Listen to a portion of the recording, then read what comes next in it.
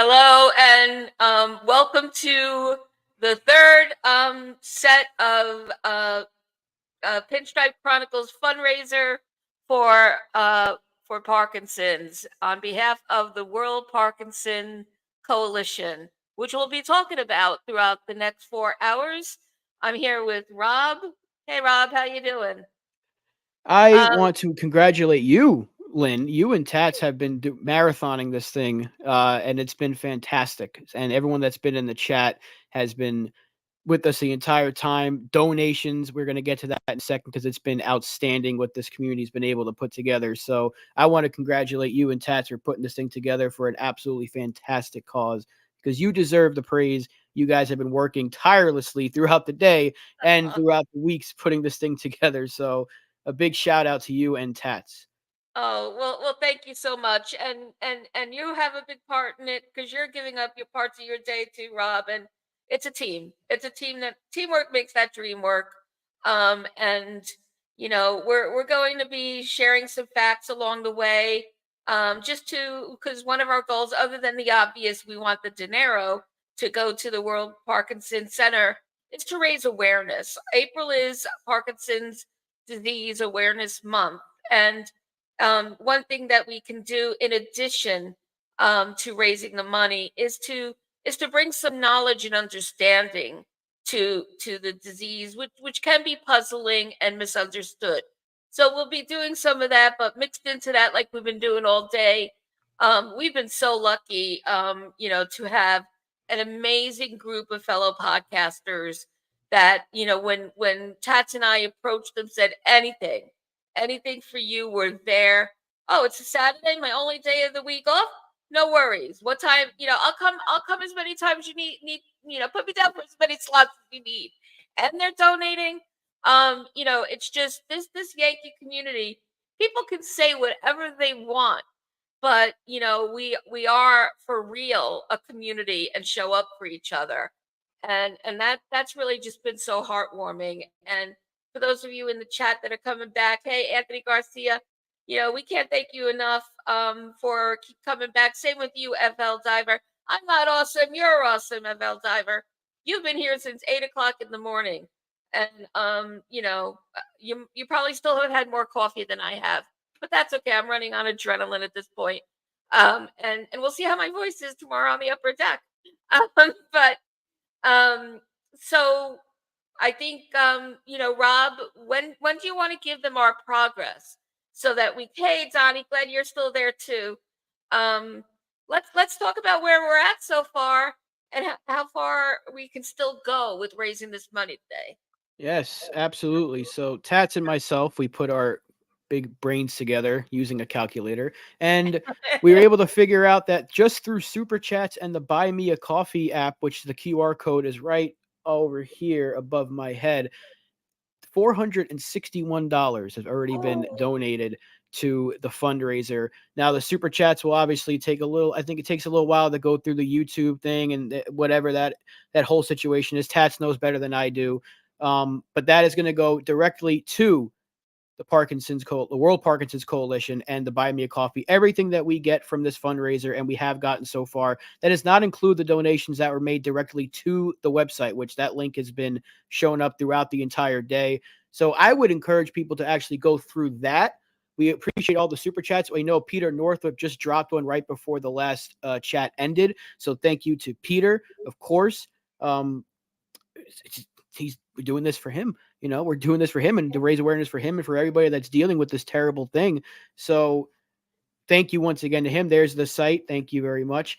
And that would go directly to them. Where the super chats are going to it takes a little while to get to Tats, which will then donate it straight to the website. But however you want to do it, however most convenient for you guys, we do appreciate it. And we love every single one of you for doing that. But $461 just through super chats and Buy Me a Coffee, and D-Rod's $20. So there you go. That makes it 481 in total. Now we have the exact number. We don't know if anyone has given directly to the site yet, but that is still nearly $500. That is incredible from this community. So Yeah, thank you. We can't say thank you enough. It's been a phenomenal day. And once again, hats off to Lynn and Tats for powering through this and to everyone that's joined us. We just had Jason, Pete, Jacob, Chris from Talking Rivals, the Potty Mouths. Yep. They were on earlier as No well. crying in baseball No pod. crying Yep. in baseball. So Yep. it's been a fantastic day, and we're here for the final push. I'm going to be here for the next about 2 hours or so because I do have to pop out around 6:30 p.m. Got a big night ahead of me. So, but we're in the final push, and FL Diver just gave another $20. So there you go. He reached $500 right there. Halfway to our goal, and that is amazing. So FL Diver, yeah, thank you so much. And literally everyone here, you've been riding all along and supporting with your, not just your dollars but your presence. And this has been just an amazing day. And Rob, as you mentioned, um the Pete Northrup is the husband of, for those of you that watch the Upper Deck, Chris Northrup was my partner from, we created the Upper Deck together. And so she had to step down because Pete's, we're going to learn a lot. Well, those of you in the chat probably can say it by heart by now, but for those of you listening, um, Parkinson's is a chronic and progressive disease, and there is no cure for it. And over time, the disease slowly progresses and impacts a person's ability to function motorically throughout their body. Tremors, stiffness of muscles, difficulty even using their feet and figuring out when they get out of bed in the morning how to literally put one foot in front of the other. And so their quality of life is tremendously impacted, as is their caregivers.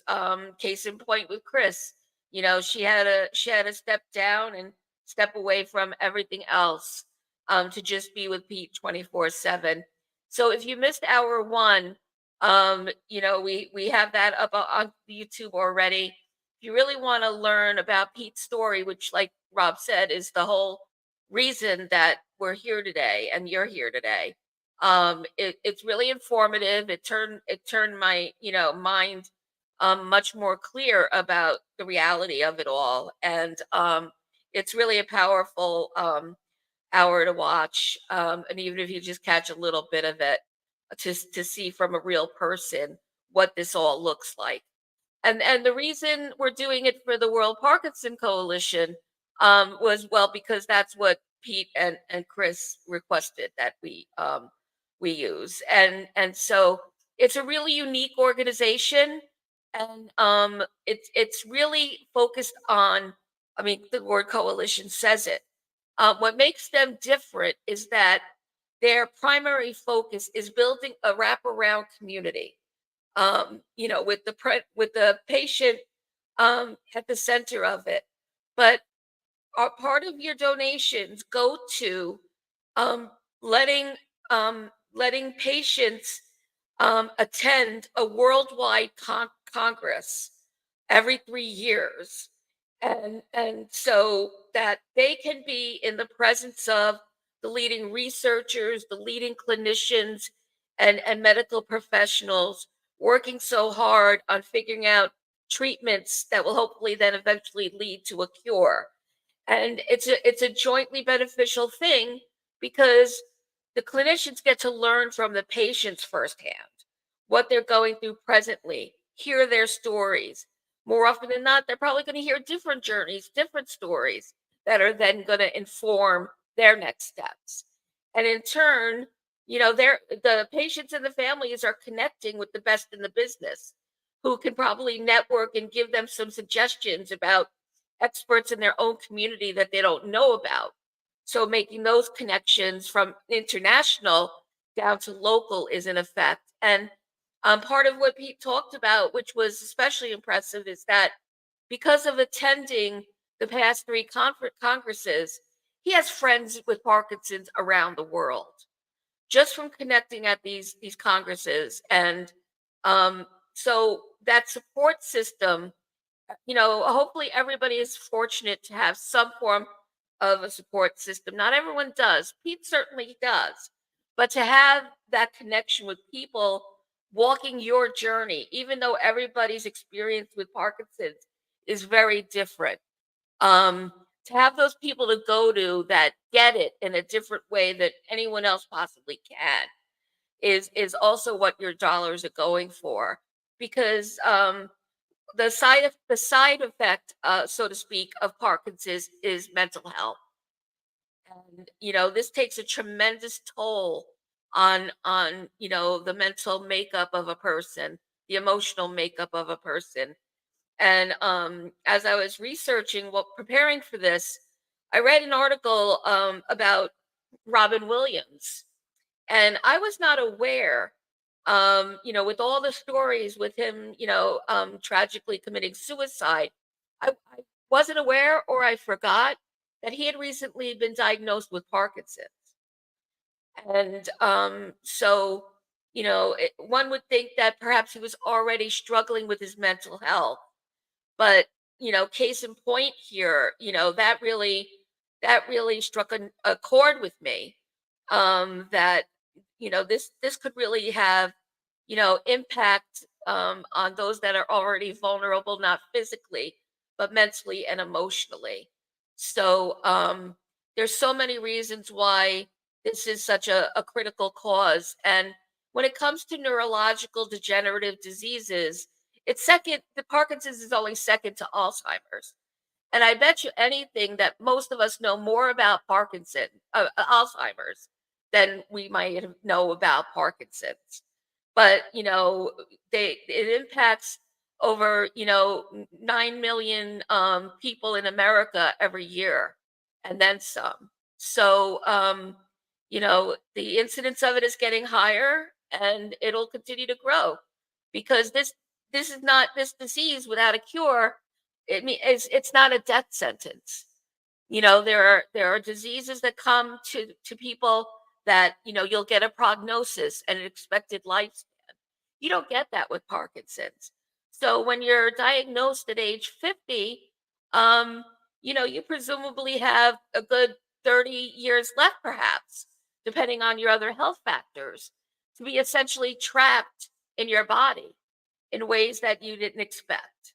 And so that's just a little quick glimpse, maybe not so quick glimpse, into why this is such a powerful cause, and we're so passionate about it. And Sunil, yes, you must have just joined, because I was just speaking about Michael J. Fox, who, by the way, also has a tremendous foundation doing really good work. And there's others that have brought a platform to it too. Alan Alda has Parkinson's. And I'm forgetting a couple of the others. But and it's mostly men. It's 1.5 higher for men than it is for women. And mostly age of onset is around 60s, maybe as low as 50. But I watched some very powerful videos of young women in their 20s who have Parkinson's. And so there's so much unknown. So all the more, I mean, we got to nip this in the bud, because it seems to be growing across age spans, and balance. Maybe it's going to start balancing out more, where it's more women as well. So and yeah, FL Diver, actually absolutely right. It's the comorbidities that are life threatening.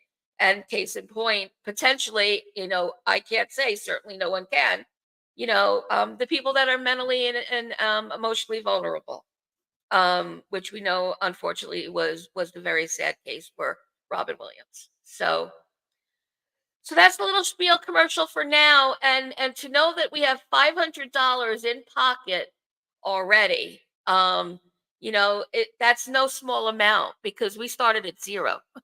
So this is a big deal. And whatever we get, between now and 8, and even after, because that website's not going down, Right. and the live chat will be rolling long after we finish. So I think I've put it in the live chat every hour at least 4 or 5 times, so people are bound to see it. And so just thank you for being here and riding along. And we do have a lineup of guests that we're suggesting, which expecting, which I'll tell you guys in a minute. But Rob, I'm turning it to you for a second. All right. What do you want Well, to talk about? I mean, I'll answer a couple D-Rod's question from a little bit earlier. He asked if I was going to prom. No, I'm not going to prom. Oh, That because is you said you had far. a big evening ahead of you. Yeah, yeah, it's not prom, but Donnie's got it right. Donnie, tonight is WrestleMania night number one. So, Oh, yeah, and they've had these plans to go watch Mania for a long time. So I wanted to give as much time as I possibly could for this, and then head out to go see that. So WrestleMania night one is tonight. Cannot wait for that. But for until then, we are here for an absolutely fantastic cause.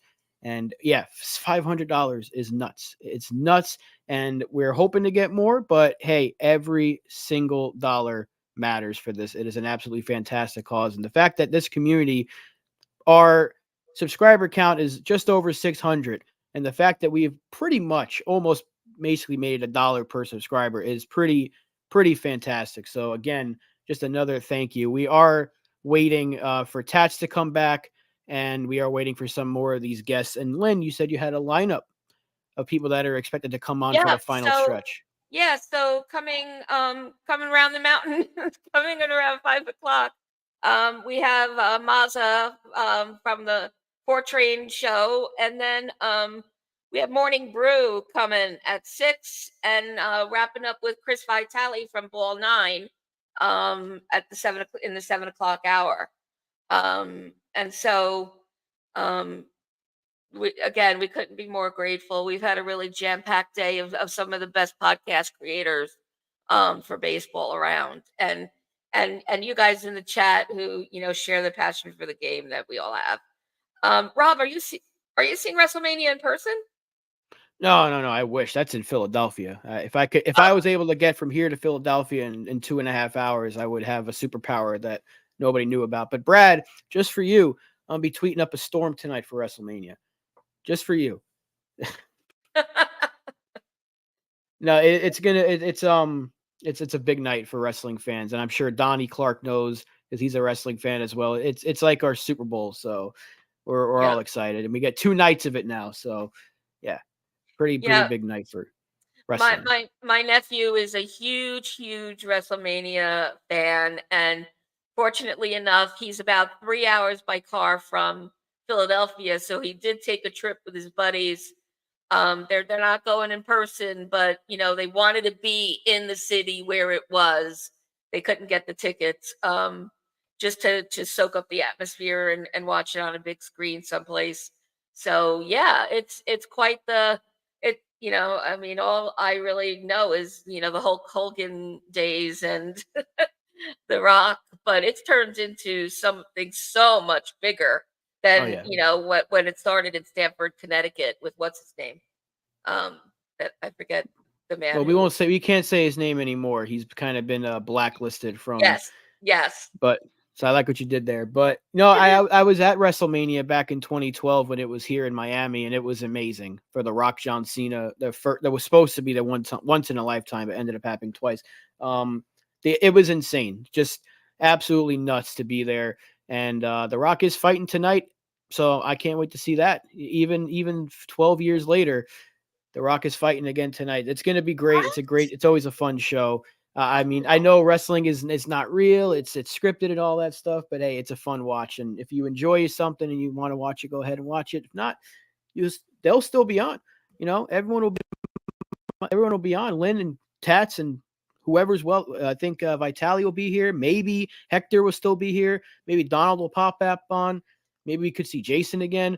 They're live till 8 o'clock, and for that first hour of the Yankee game, they're going to be still on. So make sure you guys are still locked in with them because still 3.5 hours to go, but powering through it.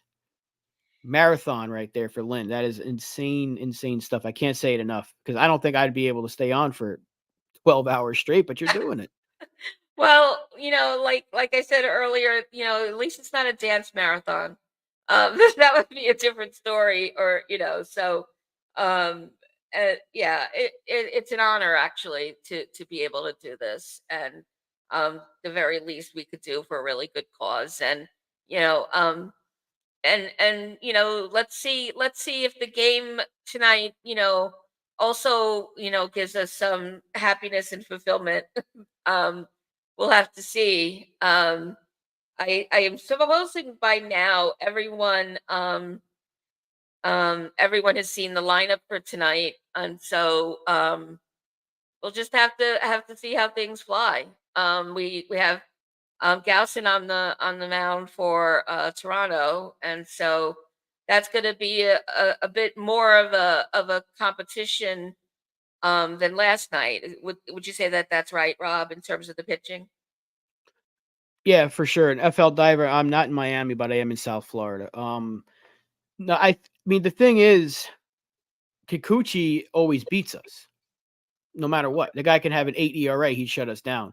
But Gaussman is a far better pitcher. So if we couldn't hit Kikuchi, I don't know what's going to happen tonight with Gaussman. But hopefully they can get some early offense against him because if you're going to win this game, you got to get him out of the game early. If we can do the same thing we did to those Houston pitchers, we'll probably have a good shot to win this game.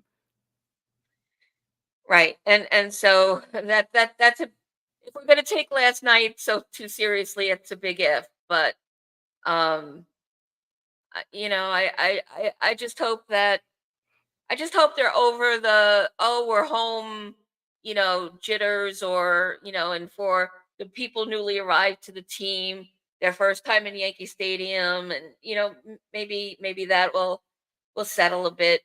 I said it to you earlier, Rob. I'm going to say it again. I really wish that Stroman was on the mound again, and that we had a replay of that game to give him a better shot because he looked really good. So we'll just have to wait and see on that. And so, what haven't we covered yet today, Rob? From what you've been around, I don't want to repeat it, things. I mean, we covered. I mean, it's tough to cover one game for 8 hours, but Right.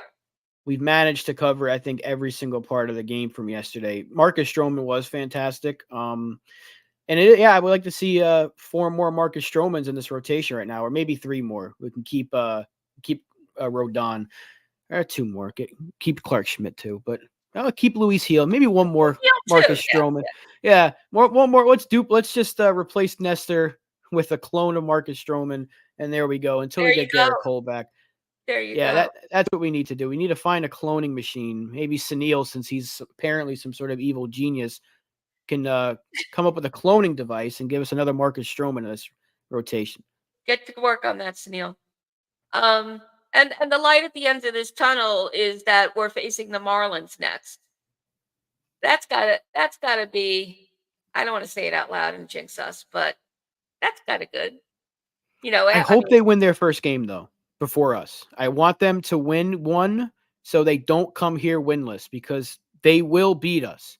It's just a fact. Whenever we play a team that's on a losing streak, it ends with the Yankees. No matter who we added, we could have added 7 Juan Sotos and 3 Corbin Burns. They would find a way to get their first win against the Yankees. So I'm hoping that they win. oh, And so not necessarily an easy. Here I am thinking, okay, they could coast a little bit if they needed to. you would Um, think, but no, no, that hasn't happened. see, I really shouldn't try to think like ever, but I mean, we had we had a tough start team wise, and to come out 6-2, that's the perspective here. Um, I just don't want to see it go past that. I want, okay, we gave one game away to the Jays. I want that to be it. Yeah. Now it's time to murder the birds and just pluck them, pluck them, pluck them. So, but they're scary and at times, and what did you think about Vladdy Jr.? Everyone was saying that he looked so good, must have worked hard over the winter. Um, I didn't see it in production last night. Did I miss something? The Blue Jays offense has been like bad. I mean, what if Vladdy? He went 0 for 5 yesterday, Yeah, I so thought so. struck out 3 times. Yeah, he's only hitting 170. Their lineup in general is struggling. A lot of their offense, they had the one home run from Clement, and then they scored one on a wild pitch, I think. So I really don't. I mean, that game is a game the Yankees win more times than not with our offense. Just being Yeah, able, we should have one rally. We probably could have won that game and a better defensive play behind the plate. But their offense has been bad. But the thing is, their offense has the potential to be scary good. So that's what you can't overlook that about the Blue Jays, because they, as bad as they've been so far, they could easily go for that's 9 to 10 runs on any given night because they got the firepower. Justin Turner was such a good signing for them that people don't really talk about. He's off to a good start. Um, but yeah, yeah. the guys they have in that lineup: Springer, Vladdy, Bichette, Bichette, Turner. yeah, Varsho can maybe strike out 600 times, but he'll hit 30 home runs when he's on. They yeah. got some legitimate threats in that lineup. So I'm glad we're getting them when we are. So hopefully we can still get a couple of wins and win this series, because they got a freaking good team.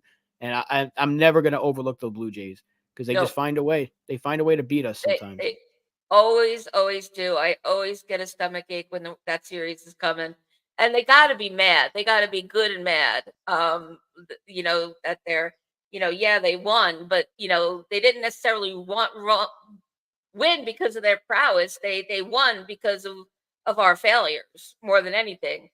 And so I think they're coming back, to really, I think we're, what are the odds of seeing those three guys not turning up 2 nights in a row between Vladdy and Bitchet? And I said that way on purpose, with the beautiful long brown hair, and Turner as well. Like, what I just think we have a, hopefully we'll counter whatever they're going to bring tonight, if it's any different.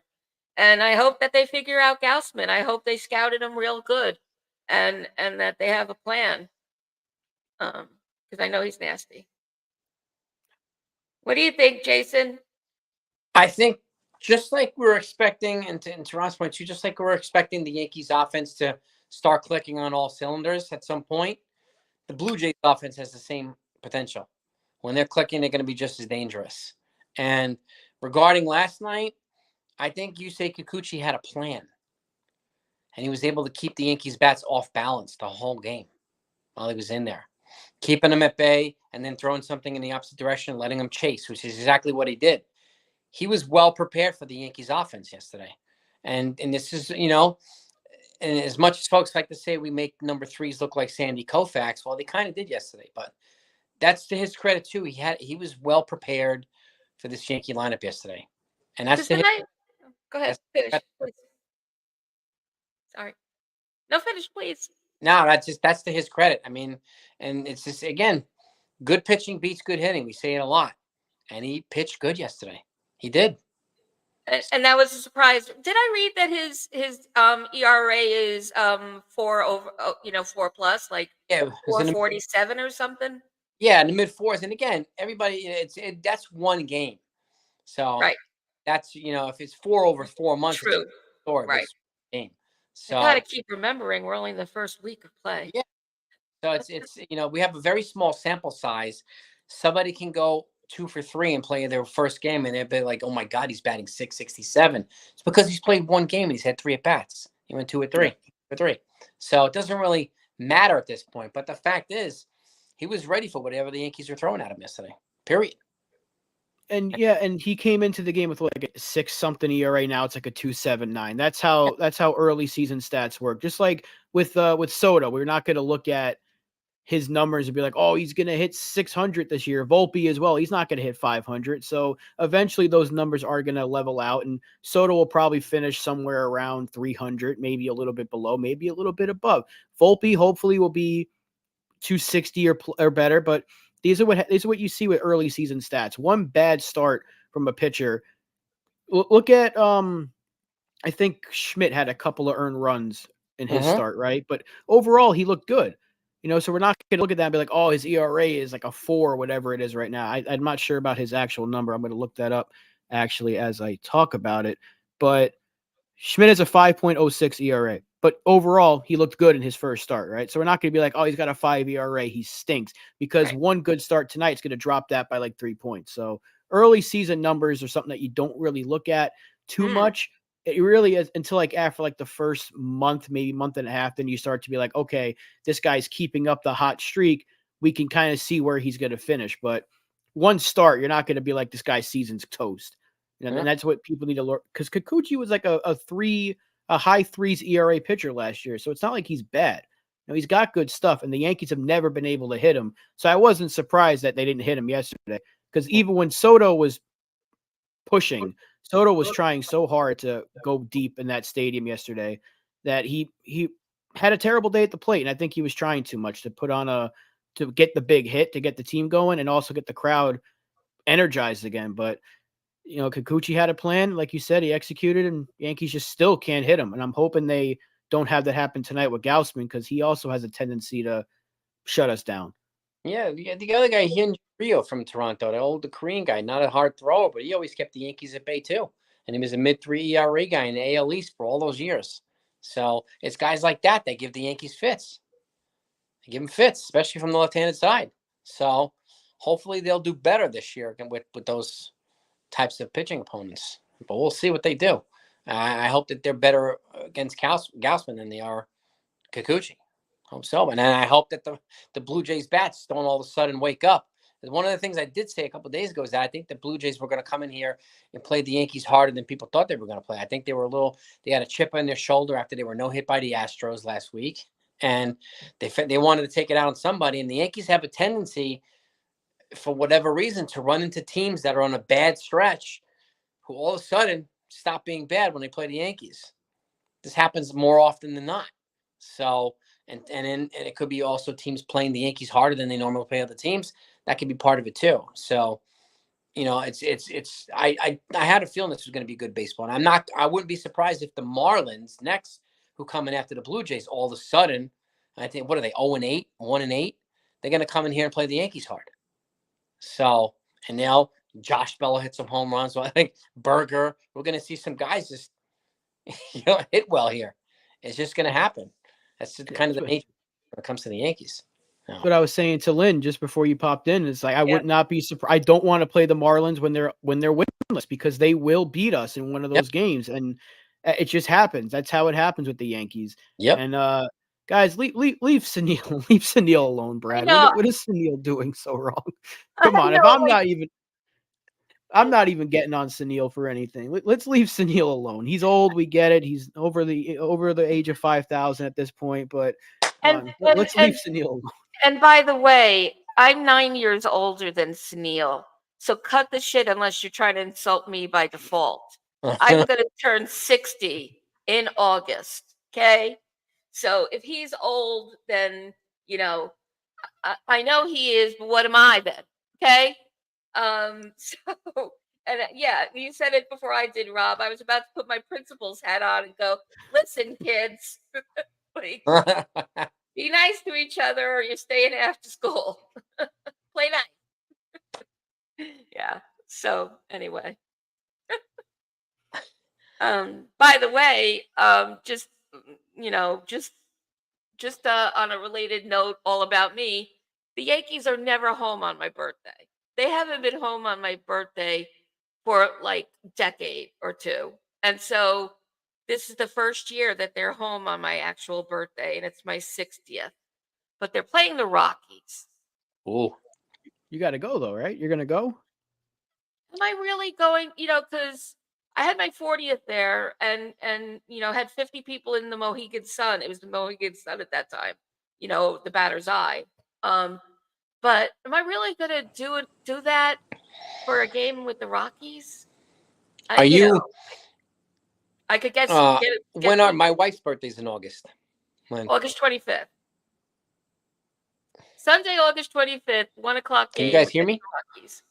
Yeah. Yeah, can't you hear me? Whoop, whoop. Can you guys hear me? Yeah. Can you hear us? My wife's birthday's in August too, Len. When? Now he's muted. Now I can't hear him. It's like Jason's having a little. Ooh, Jason. Oh, no, you're on mute. Who hasn't? Why hasn't anyone made the "You're on mute" T-shirt? She'd be a gajillionaire by now. Actually, a really good, really good question. Do you sign, Jason? Because No, we cannot hear you, Jason. Sean apparently hears him. I mean, maybe Sean's got like supersonic ears because I can't hear him. If anyone in the chat can let us know if they hear. No, I see. FL Diver can't hear you either. If you want to pop out, pop back in, see if that fixes the issue.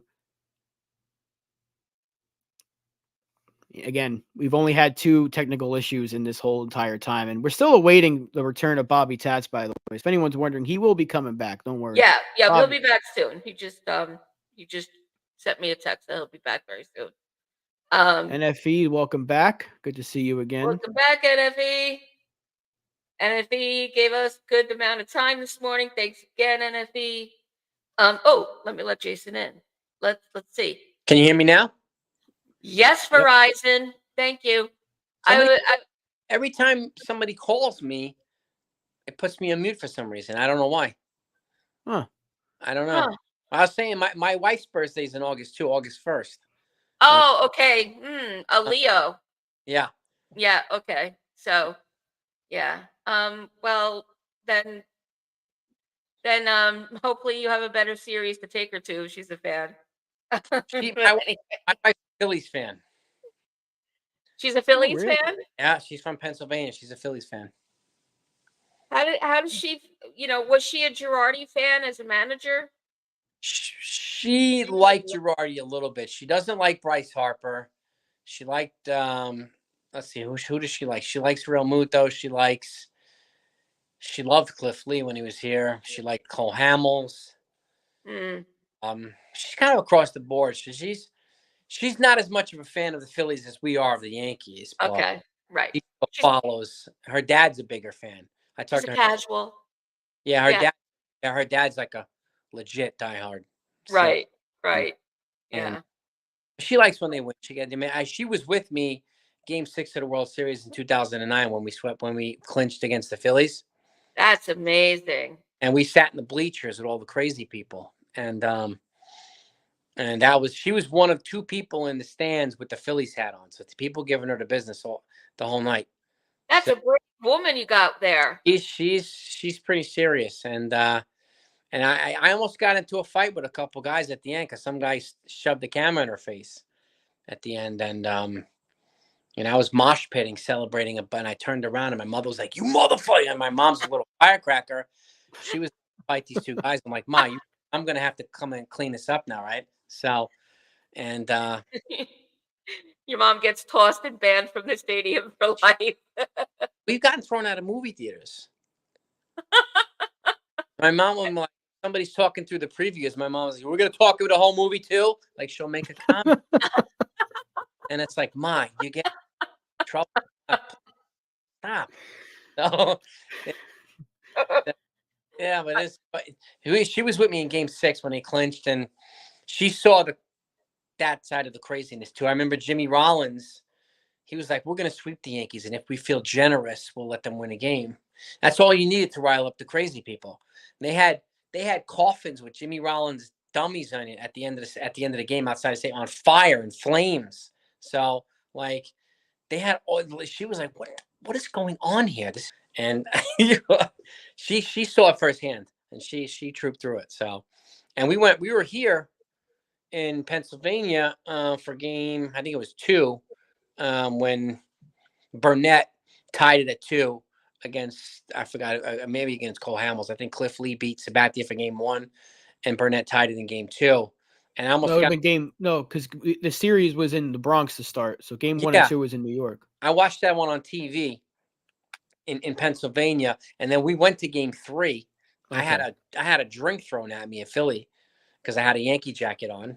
So, yeah, it was just the rivalry at that time. That was a pretty fierce rivalry, but it was a good time. Thankfully, we won. I mean, Philadelphia is no joke. The They Eagles fans and what they did after, one of the one of the guys that I teach martial art with is a security for the Eagles and like the Gestapo with the black jacket. So if there's a fight, he gets paged and they go whoosh, and they just go swarm into the fight area and they take care of it. There used to be a jail in the old field Eagle Stadium, a built-in jail down below. The Pope They'll take you to court and they'll send you right down to you do a night in jail over there. in the stadium? In the stadium, if you got out of line. Yep. In the old stadium. It was crazy. Wouldn't surprise me in Philly. Yeah. That's for sure. I don't know. Now they have these Gestapo guys. They're all like all next Navy SEAL special forces, high level martial arts people. And they'll just come and like, you don't want to mess with these people. So, he works. I see him all the time. He works. He works Gestapo when the Eagles are in town. It's pretty cool. But they're nuts. And the Eagles are, and the Philly fans and New York fans are crazy. Super intense fan bases. Yeah. So, I didn't know they rose to the level of even competing with us. Until I saw the ugliness after the Eagles championship. They're very Eagles hate the Cowboys. They hate the Giants. More so the Cowboys than anything. But it's pretty. They don't hate the Jets. They pity the Jets, and I'm a Jets fan, so they pity us. So it's really not as bad. But they're a very intense fan base. Eagles, super intense. Yeah. I go to 1 or 2 games a year, and with the guys that I teach with, and it's pretty crazy. And then I go up to a Jets or Giants game in MetLife too. So, do you wear your Jets hat to the Eagles games? If they play the Jets, I'll wear my Jets hat. Yeah. Okay. Yeah. All right. Asking for it. Okay. Yeah, one thing about Philly fans is like even I guess Eagles fans now, even if you went there with like if I went there with a Giants hat, they'd give you a hard time. They'd boo you on the way, but they're not going to be like malicious unless you like start something with them. Yeah. But there's one thing I do agree with Eagles fans is that we both hate the Cowboys. Oh, a lot. Yeah. Screw them. I'm sorry, Donnie. I see you saying it, and I know Sunil knows how I feel about those damn Cowboys. I hate them. I hate them more than I hate the Eagles. And the Eagles kick our ass all the time too, but I hate the Cowboys with every single fiber of my being. I despise that team. I despise the Eagles, and it's like the way I hate the Red Sox, double it with the Cowboys. I hate them so much. It brings me so much joy to watch them struggle and watch their fans just go crazy over, is Dak going to stay? Jerry complaining about their signing their freaking long snapper or whatever it is. That's their one move. Yeah. I love watching them crumble. You can beat us 80-0, but every single year it's the same thing, never ending cycle. Hope, delusion, back to depression, and it just goes on a loop. And you continue to stay on that loop, Dallas fans. I love it. Oh boy, there's the 7 stages of grief and the 4 stages of baseball animosity. Okay, got it. Well, and I heard the football talk. I'm like, oh, I gotta go. And I'm going to say that, as a fan of the only true New York football team, the Buffalo Bills, because they get ignored because they're not in the tri-state area. So they're not a New York team. Upstate don't count. That's that. But, at least no one really hates the Bills. There's no hate on the Bills. Am I right about that? I dare you. Yeah, I mean, Jets fans, we don't like them because they're always beating us in the AFC East. But yeah, sorry about that. Move on. But I mean, they traded Diggs the other day, their wide receiver. So yep, that was actually not a surprise. At least they didn't trade him to the Chiefs. So, oh God. Yeah. So I mean, the AFC East is probably a little bit more wide open now. So yeah, what team does Diggs' brother play for? I'm forgetting. Dallas. He's a Cowboys corner. Yeah. The most overrated cornerback in the NFL, you mean? That's him. Yep. Yeah, Sunil, I already got that. That's my hashtag. I can Diggs it is my hashtag. Well, was my hashtag. Not anymore. All hell would break loose if they traded Josh Allen. So for sure. for sure. Somebody suggested that the Giants give up pick number 6 for him, and I don't see that happening. Not with Daniel Jones on the roster. But I don't have any issues with Buffalo because we got our head coach and GM from them. So and about every other coach / front office guy that leaves Buffalo comes to the Giants. So I love Joe Shane. I love Brian Dable. So I have no issue with Buffalo, aside from the fact that that's not New York. Upstate New York is not New York. I'm sorry. You're not the real New York team. No. Let me inform my sister that she should be paying Massachusetts taxes. I mean, what are you talking about? No. Look, upstate New York is like a different planet compared to the city. You might as well be in Alabama if you're going to upstate New York. Wow. My dad was in the chat. He could tell you. It's a completely different. I went to college up there. I'm pretty sure I was on Earth. There were nights that I didn't really. I was floating above or a little bit.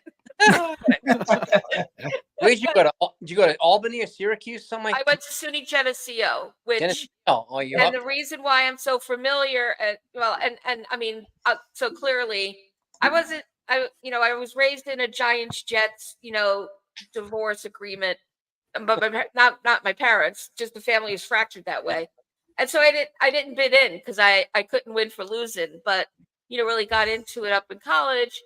Yeah, and Buffalo, Buffalo's last call was much later than Geneseo's, and close enough that when the bars closed in Geneseo, we could get in the car and get the last call in Buffalo. So. I know. People, they're real humans. They have real hair, and have an IQ and most teeth in their mouth. So. Yeah, anyway, I know. Yeah, and Tess went to Canisius, guys. Yeah, and Tess went to Canisius, and she was always saying on Sunday, there's only 2 things to do up there. It's listen to church music or watch Buffalo. So. That's how she ended up. She became a Buffalo fan because she didn't want to listen to the church music. Who was this? Who was this, Ted? My wife. Oh, Kelly, really? Oh, all right. Way up in Buffalo, right? Canisius is right deep in Buffalo. Yeah. Oh yeah. Yep. In the all I'm saying is there has to be something in the Buffalo air. There has to be something in the Buffalo air that's making these people jump through tables at a tailgate. You don't see that from other fan bases. So I'm just you don't see that in the city.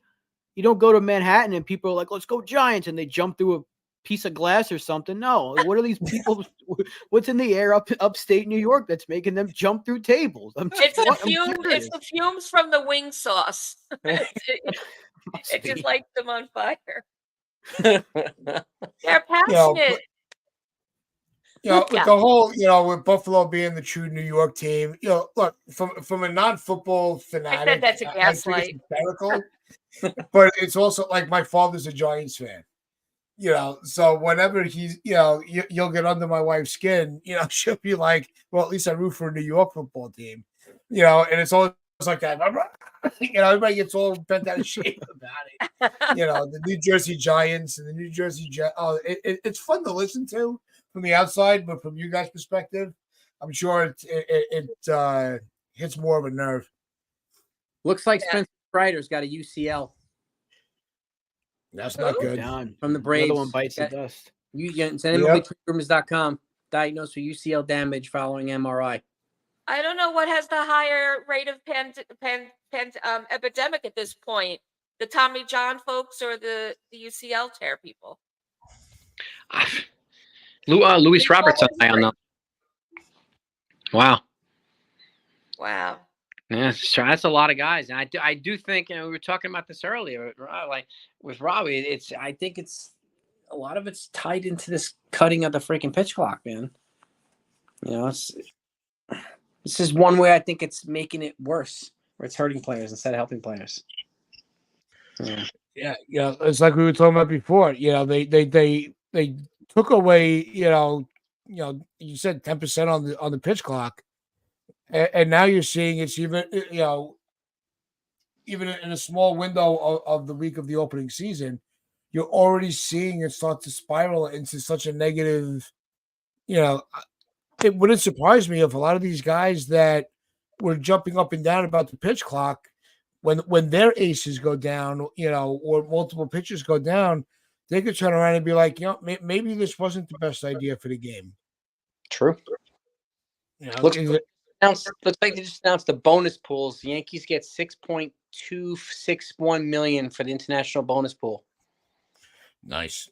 So they're in the third tier. 7.5 is the highest. The A's, the Brewers, the Mariners, Marlins, Rays, Reds, Tigers, Twins. Yankees are here with the White Sox, Red Sox, the Rangers, Phillies, Padres, See, Nats. yeah, Almost $1 million more than they got last year. I like this question from Brad here. Is banning the sticky stuff also a factor? I 'Cause now mentioned you're that all earlier. now. Didn't I? Now I don't. I wasn't able to hear every word that you guys were saying while I was eating, but I mean, it was. It does coincide with the increase because the pitchers have less of a grip on the ball, especially with high velocity. So Yeah, I was saying. I think that's another avenue that could be looked at as a factor. Because you think about, they have to deal with the pitch clock. You have to make sure that, you got to get enough rosin on your hand. Oh, don't touch your hat too much, or don't touch your arm or anything, because the umpires are going to think that you're using something. And you got to do all this stuff. Pitch calm, is it working? All this has to get done in 18 seconds, and it could cause a guy to panic. Like I said earlier, one false twitch of that arm, and you feel something, and you break something, or you tear something, and it could be a factor. There's too much that they're putting these pitchers through. We don't want to get our signs stolen, so we got to use a earpiece. We can't use anything to get a grip on the ball except for the rosin. And now we got to make sure that we got our pitch set. No, you're good, Brad. You're good. I know I heard that. I said that earlier, so I'm glad that someone else brought it up, because it could be a factor. I'm just saying there's a lot of things that could play into this. I think that they need to go back to just maybe you increase the time. I still think a pitch clock is a good thing, because speeding up the game should be a thing, because waiting a minute for a pitch is too much. But maybe you put it up to 30 seconds and then 25 if a guy's on base, or 25 and 20 if a guy's on base. 25 and 20, I would be comfortable Yeah. with. And then, regardless of, instead of the 8 seconds, 10 seconds into the at bat, the batter's got to be ready to go. So I mean, there's no, like I said before, I don't think there's a clear-cut resolution to how they want the pitch clock to work, reducing injuries and speeding up the game. And my argument, with the clock, I had multiple arguments about it. One, I'm old and I don't like change. I will definitely be that get off my lawn guy in a couple of years. But the one thing I always held my hat on about how I thought baseball was better than every other sport is there was no clock. So they took that argument away from me, which pissed me off. But also the cost to go to a game. Even if you go and you get at Yankee Stadium a standing room ticket for $10, once you're through the door, that's another couple hundred just in concessions and the team store. Mm-hmm. So you're going to charge me more, to get through the door and enjoy the game, but you want to rush me out at the same time. Now, the games I was at, I will admit, you don't notice the clock, but you blink and the game is over. So it was also, a social aspect to it. Where you meet up with a group of friends, you want to go to the game, and by the time you guys finish up with all, with what everybody's doing, it's the third inning, or especially in the tri-state area. Here's another argument against how they want to rush the game through. How many times do you hear on sports talk, or coffee shop conversation? Yeah, I got stuck in traffic. By the time I got to the stadium and got through the door, it was the fifth inning. Meanwhile, they just dropped a couple $100 on a ticket. Yeah. People work for a living. Especially on the week, the weekday games. The weekend, I always feel there's almost no excuse for not getting there when the gates open. You know, very few people work on a Saturday and Sunday. But Monday through Friday, yeah, it's a pain in the ass to get to the stadium. Whether via car, don't forget driving with the traffic. And then the cost, the cost of this, the cost of parking. You have all these added costs, and you blink and you're going home, and you're like, well, why did I spend all that money? True. It's almost like on a Broadway show. Take my wife and kids to where you spend $1,000 like that just to get tickets for a Broadway show. It's like without dinner. Yeah, exactly. Yeah. Without M&Ms. Like I have to go to CVS to get and stuff my pockets with M&Ms and Twizzlers, so I don't have to pay $26 at the bar there to get it. I can get it for $1 at CVS. So Yeah. it makes it like- forces you to save wherever you can. Some of these things, which is crazy, but it's true. I don't want to pay $8 for peanut M&Ms where I can get it for 99 cents at Wawa. So like, what the hell would I do that? Yeah. Al, thank you so much for your donation to Parkinson's Awareness Month and the World Parkinson's Coalition. Is like I've been saying, Lynn, you're a trooper. And don't forget, right? Let's everybody give Lynn credit because she still has another show to do tomorrow morning. So, because the upper deck is still going off tomorrow. So, shout out to Lynn. It'll be live. I might not be, but yeah. Yeah, but we are raising money for Parkinson's Awareness Month and in partnership with the World Parkinson's Coalition. So it's a very debilitating disease. Yeah. Affects more people than you think about. A lot of people in the spotlight. It's been brought up. Michael J. Fox. Robin Williams. I think you mentioned Alan Alda before. Yeah. Amongst others, and people close to our homes. Especially our family. Chris Northrup. With her husband Pete. Who was on in the first hour. And a lot of people in chat can attest to this. It's a must watch if you really want to get kind of in the weeds of the trials and tribulations of Parkinson's. I know, I've had some family friends that had passed on from it. Unfortunately, George Miley, Andy Jameson.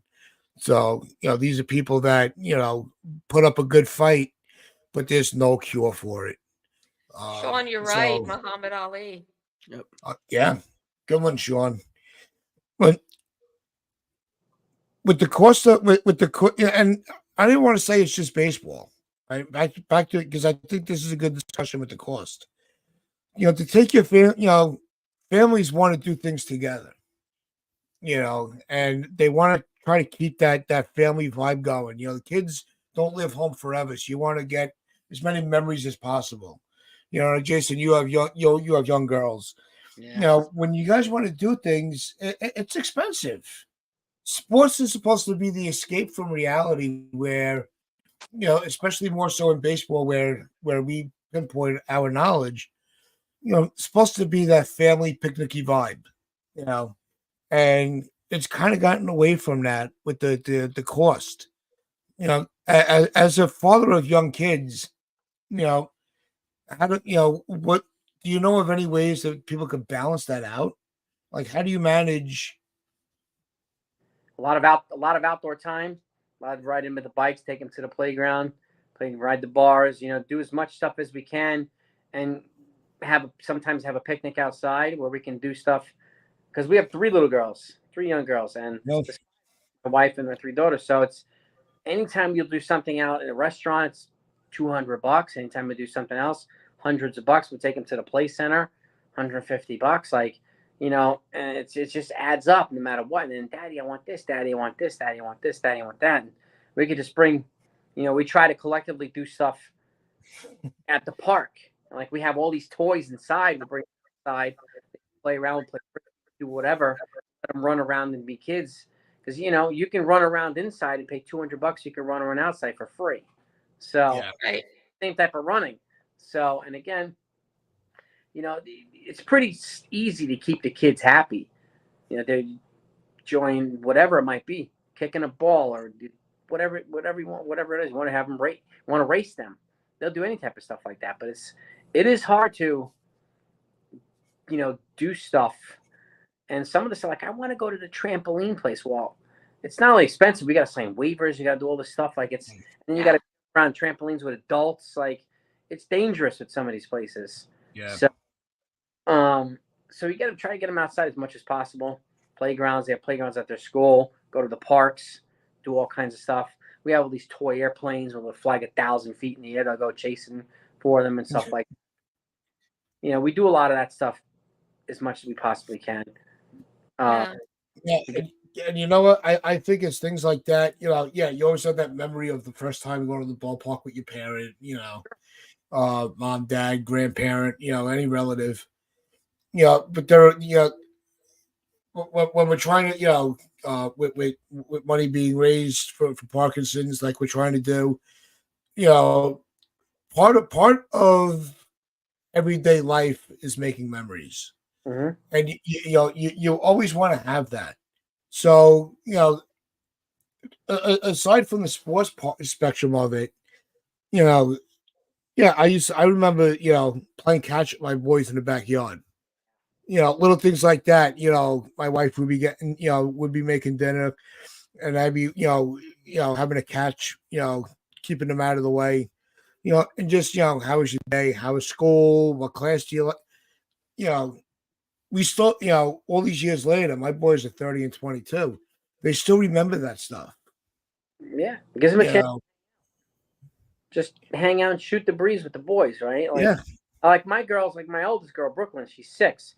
She has that little thing where you latch it on like the Velcro and you throw the ball and it sticks. Yeah. Throw it to daddy. Whoop. Well, you're muted there, Jason. Somebody must have called. We learned that when Jason gets a phone call, it cuts out his audio. Okay. I'm trying to get his... Yeah, he doesn't realize it.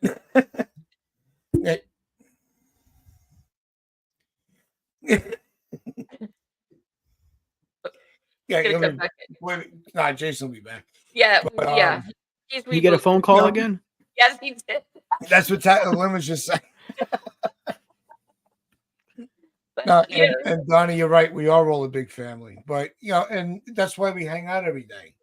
It seems we hang out a lot. Let's get Jason back in. 4 years of streams almost daily with Tats, and we haven't gotten sick of each other yet. So that tells you that there's something here. Well, this is stuff what we collectively do together as Yankee fans, because I can relate to you guys more than I can relate to my 6-year-old daughter when it comes to baseball. It's like, and I'm talking baseball. My wife's like, I don't know what the hell you're talking about. So like, we could talk to you guys about this, and Lynn, and like, but I can't talk to her about it. Just like I got to do 6-year-old and 4-year-old stuff with my kids, where we can do the grown-up stuff here on the streams with you guys and gals. So it's kind of a best of both worlds situation. I'm watching the games at night. My girls are sleeping. So Jason, are you educating your girls about baseball? As much as I can. Are they like? Do they get into sitting there and watching it with you on TV or? My eldest daughter, Brooklyn, she's 6. She's a Yankee fan. She's got a Yankee cap. My middle child, McKenna, she's got a Phillies cap. My youngest, Madison, she's 1 or 20 months. She doesn't have either one yet. She just runs around and gets and just throws things all over the place. So that's her job at that age. Yeah. So and just poops in her diaper 15 times a day. So it's also her job. Yes. Yeah. So any opportunity I get to talk to them a little bit about it, I take advantage of it. Right now my girls are in girl power, so they like watching stuff that promotes girl power. So, and whether it's Wonder Woman or music videos, like share music videos, like stuff like that, like that's what they like. So I do that. We watch Sing. We watch all these movies with them, and but any chance I get to talk to them about baseball, even if it's a minute, I'll take advantage of it. I definitely. And Brooklyn's probably the most engaged. I want to take her to a Yankees game. I think she'll appreciate it. I think she'll have fun. Oh yeah. Some of my best memories with my dad were going to the game with him. Um, and him teaching me how to fill out a scorecard Uh, and, I I mean, my mom and I used to have season tickets for the old stadium yeah. through her job, and then when the new stadium opened, they went from like 12,000 a year to 110 was the new price for the same seat. So we were like, Yeah. um, and so that's a down payment on a house, so I can't do that. So Right. and so we just go to a couple games a year now. And I go. My mom's my usual date, just like my mom's my date to Broadway shows. That's my wife. So my mom Yeah. worked in the Broadway theaters for 25 years. So so she's been my date for 2 decades now. But she's been my baseball date because she's a diehard Yankee fan. My wife's not. So I go to Phillies games with my wife. I go to Yankees games with my mom. So Very cool. it works out perfectly. Yeah. So Jason, I'm gonna be in touch because you know, we're all into empowering girls' involvement and women's involvement in baseball. So more to come. And my new co-host doesn't know this yet, but we're going to be doing something around Mother's Day and Father's Day, and invite some people to come on with their daughters, um, just to talk about baseball a little bit. And so, maybe you and your little 6-year-old, as we get closer, we could talk to you about that. Happy to. Um, I am. so I'm a big believer in girl power. So I'm very very Yeah. girl power with my girls and my wife. I want my wife to forge ahead, and she's a woman in a male dominated industry. So I want her to do whatever she can to keep moving forward, and I am fully supportive of her too. And I'm also a multi-level black belt, so they have a personal bodyguard if anybody messes with them. there- That's a plus. yeah. No, definitely, and I know Lynn can get you, in contact with some great organizations and clubs for girl baseball fans. There's nothing more Yeah, important, seeing them Yeah. do something great. You might Th- girls do Does your something. 6-year-old like to read yet? Yeah, she likes to read. There are uh, so many. I'll send you some book titles. There's so many great books for young girls about girls in baseball. Well, yeah, So if you want to get one or two of them, I'll get um, some of those. so but I'll send you a list. Please do. She's in touch with her creative side right now. Kindergarten. One of her teachers, like an artist, he's a musician, so they touch base with a lot of their artistic side. So she's expressing herself a heck of a lot more openly than she was before, which is fantastic. So, and just seeing the creative, animal come out of my girls is pretty cool. Pretty cool. I can So tell you're an awesome dad. I appreciate it. But they're great daughters, so it makes it easy for me. Um, and I do come from a family of educators too. A lot of teachers, got a couple principals in my family. My best friend, so I talk about this a lot, and I'm a firm believer in them becoming independent thinkers at some point, thinking for themselves and charting their own path instead Yeah. of charting everybody else's path. So, and Yeah. sometimes as a woman, you got to fight through the mud more often than the guys do. So, how do you chart that path? Well, we got to figure that out. So I'm all for empowering. There's nothing more rewarding than that.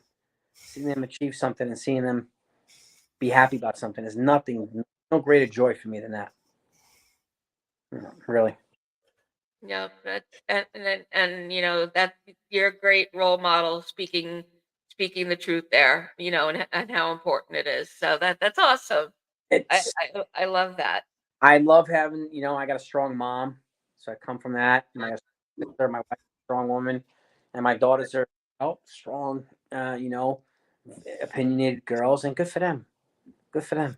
So, Yep. I want them to fight what they want, whatever it is. yeah, But just keep training so nobody Yeah, gets in the way. yeah, yeah. and it's no small task. My dad was a father of 3 girls. Um, and so, that is no easy task. I see it now as an adult. And when it came time to get a dog, my father was like, "That's it, Marie. I'm putting my foot down. We're getting a boy dog." I Like mean, that's a big concession, Like you gotta give me that. yeah, I mean, no, I will make my point across when I need to, but I'm the bottom in the house on the totem pole. I'm all the way in the bottom. My wife, my girls, way above me. So, I'll keep them safe. I'll feed them, and I'll do what they want me to do, and keep them happy. And if they're happy, I'm happy. If they're safe, I'm happy. So that's most Yeah. important. Yeah, no, it really is. That's all our days are. It really revolved around. Providing, protecting, and making them smile. Yeah. Anything after that, that's just extra. Extra bonus. You got that right. Yeah. But we were talking a lot about with games and bonding, and I don't know if you've ever been in the chat, Jason, when we have Rob's father in there in the morning, and you talk about a guy that gets a little fiery. Nice. I've heard a couple of the stories, but what really was it like with your father growing up around baseball? You blocked it all It's a out. good PG word. Hectic. There's only a few games that I can remember like clearly. We went to the old stadium once, and my dad is probably the most impatient person I've ever met in my entire life. He can't stay in one spot for more than 5 minutes without getting annoyed. I can't sit here. So he tries to he always knows somebody. So he was able, I'm thankful for it because we were able to go from like bad seats to like front row because he knew somebody. And then a while back, we went to a Yankee Marlin game here in Florida, and he once again could not. I'm like, I'm not moving from these seats because I like where I'm sitting. He couldn't sit there. I was like, you go find your own seat. At this point, I was old enough to argue with him. I was like, I'm not moving. So because of that, I've only been to a few games with him because he is impossible to be around for more than a few minutes without complaining about something. He is think like I said, think of most stereotypical Italian that you can think of from the Northeast, and you have my father. You don't even have to look at him to know. You just know what he is. If you've watched Sopranos, any of those stereotypical Italian things, you've met my dad. So yeah, that's him. But he knew a lot. He did teach me a ton about the sport, but now I'm the teacher to him because he's forgotten a ton, and I've learned so much by doing this and meeting so many great people through this. So now I'm kind of like his source for things that are going on because he's older and he tends to fall for these fake articles on the internet sometimes. I have to kind of tell him, no, that's not true. Like when he said Ohtani signed with the Blue Jays, like, no, he didn't. So I had that conversation with him. Rob, I thought it was so adorable in the chat the other day when your father said, in the chat, he said, "Can I get a hello from my son?" Yeah, it was so cute. Yeah, it's cute. It's cute until you meet him. It's real cute when he's on a chat. I think we all feel that way about our dads. Yeah, it's easy for me to think it was adorable. I get it. Get to know him. Was he a New Yorker or yeah. So and Rob, when he took, so does that mean that you grew up a little bit in New York before moving down? Yeah. Where? Brooklyn. What borough? Brooklyn, the best borough. Right outside, right next to the Bronx, of course. Those are the two best. Okay, quick save there. Yeah, because I'm a Bronx girl. But okay. Well, yeah, but just look, very similar. There's a reason when I first met Tats and he was like, excuse the accent. I was like, no, don't worry. I can understand you because I grew up with it. That's one of the first conversations I ever had with Tats. It was about his accent. I was like, don't worry. I know every word you're saying. I can speak the language. Because sometimes before I get aggravated and pissed off, the stronger it gets. So when we first won this channel, we really, we were still getting to know each other. And I was like, look, you're going to like me or you're not. But I was still holding back a little bit. So like one of my first rants, and like they actually like Donald switched the screen where I was like front and center, and it just that you can see them in the background, just like folding their arms, sitting back with popcorn, and it was like at that point, Rob and I were like, yeah, we're gonna be just fine. Yeah. My dad's a fiery person when he gets upset. And Yeah. the hand movements and everything's a hand gesture. When he wants to tell me about something when I was younger, he won't say my age. He'll just use his hands. Like, when you were about this old, like, Yeah. I don't know. What are you trying to tell me? How old was I? My height? I'm a short person, so you got to explain these things. But when you live with them, you grow up and you learn I said he needs a dictionary for all his hand gestures. There's this, there's these. When I went down the street, when I went to the corner, that's the corner. Like, it's almost impossible to keep up with it. But there's that. I'm telling you, those I was on the New phone, Yorkers. And then there's Yeah, I was this. on the phone. Exactly. Why don't And you then there's call the me real Milwaukee. quick? Yeah. Yeah. And then there's the Then I hung up.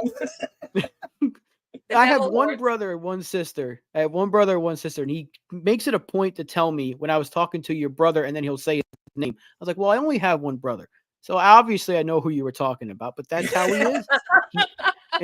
That's and I've realized just being around like people like that, I'm like, they're all the same. You see them on on internet now, like all these New York dads are like becoming popular for the way they talk and the way they cook chicken cutlets. And I'm like, where was this 20 years ago when I was growing up? My dad could have been an internet celebrity just by his voice alone, but now he's got like 100 clones of him. It's too late. Nah, there's still only one Mr. Barrows, though. Wish he was here to hear that. He'd love it. Does he say gravy or sauce, and does he know the difference? Because there's both. There's a difference. There's a difference. He says sauce For everything. everything. I've never once heard him say gravy talking about pasta. Probably because I wouldn't understand it. Most likely he would say that to me because I'd be like, I don't want gravy with my pasta because I don't understand the difference. I don't give a shit about that. I know what pasta I want tomato sauce, but I heard it in Sopranos when Paulie asked for gravy and they're all like, huh? But I've never heard someone say, can I get some gravy on my pasta? Because I would have been like, no, you don't put gravy on pasta. You put sauce on pasta. Yep. That was my first experience too. The Yeah, first the time I was gravy is when the invited meat's over. cooked with it. That's right. 100%. I didn't know that either, Rob. The first time I was invited over for Sunday macaroni, which is what it was called in the Bronx, and with the Italian families, got the same thing. The nonna put the pasta in the bowl naked and asked, do you want gravy? And I thought the same thing. I'm thinking like the brown gravy. And no, thank you. And she comes out with this bowl with the sausage and the brajol and everything.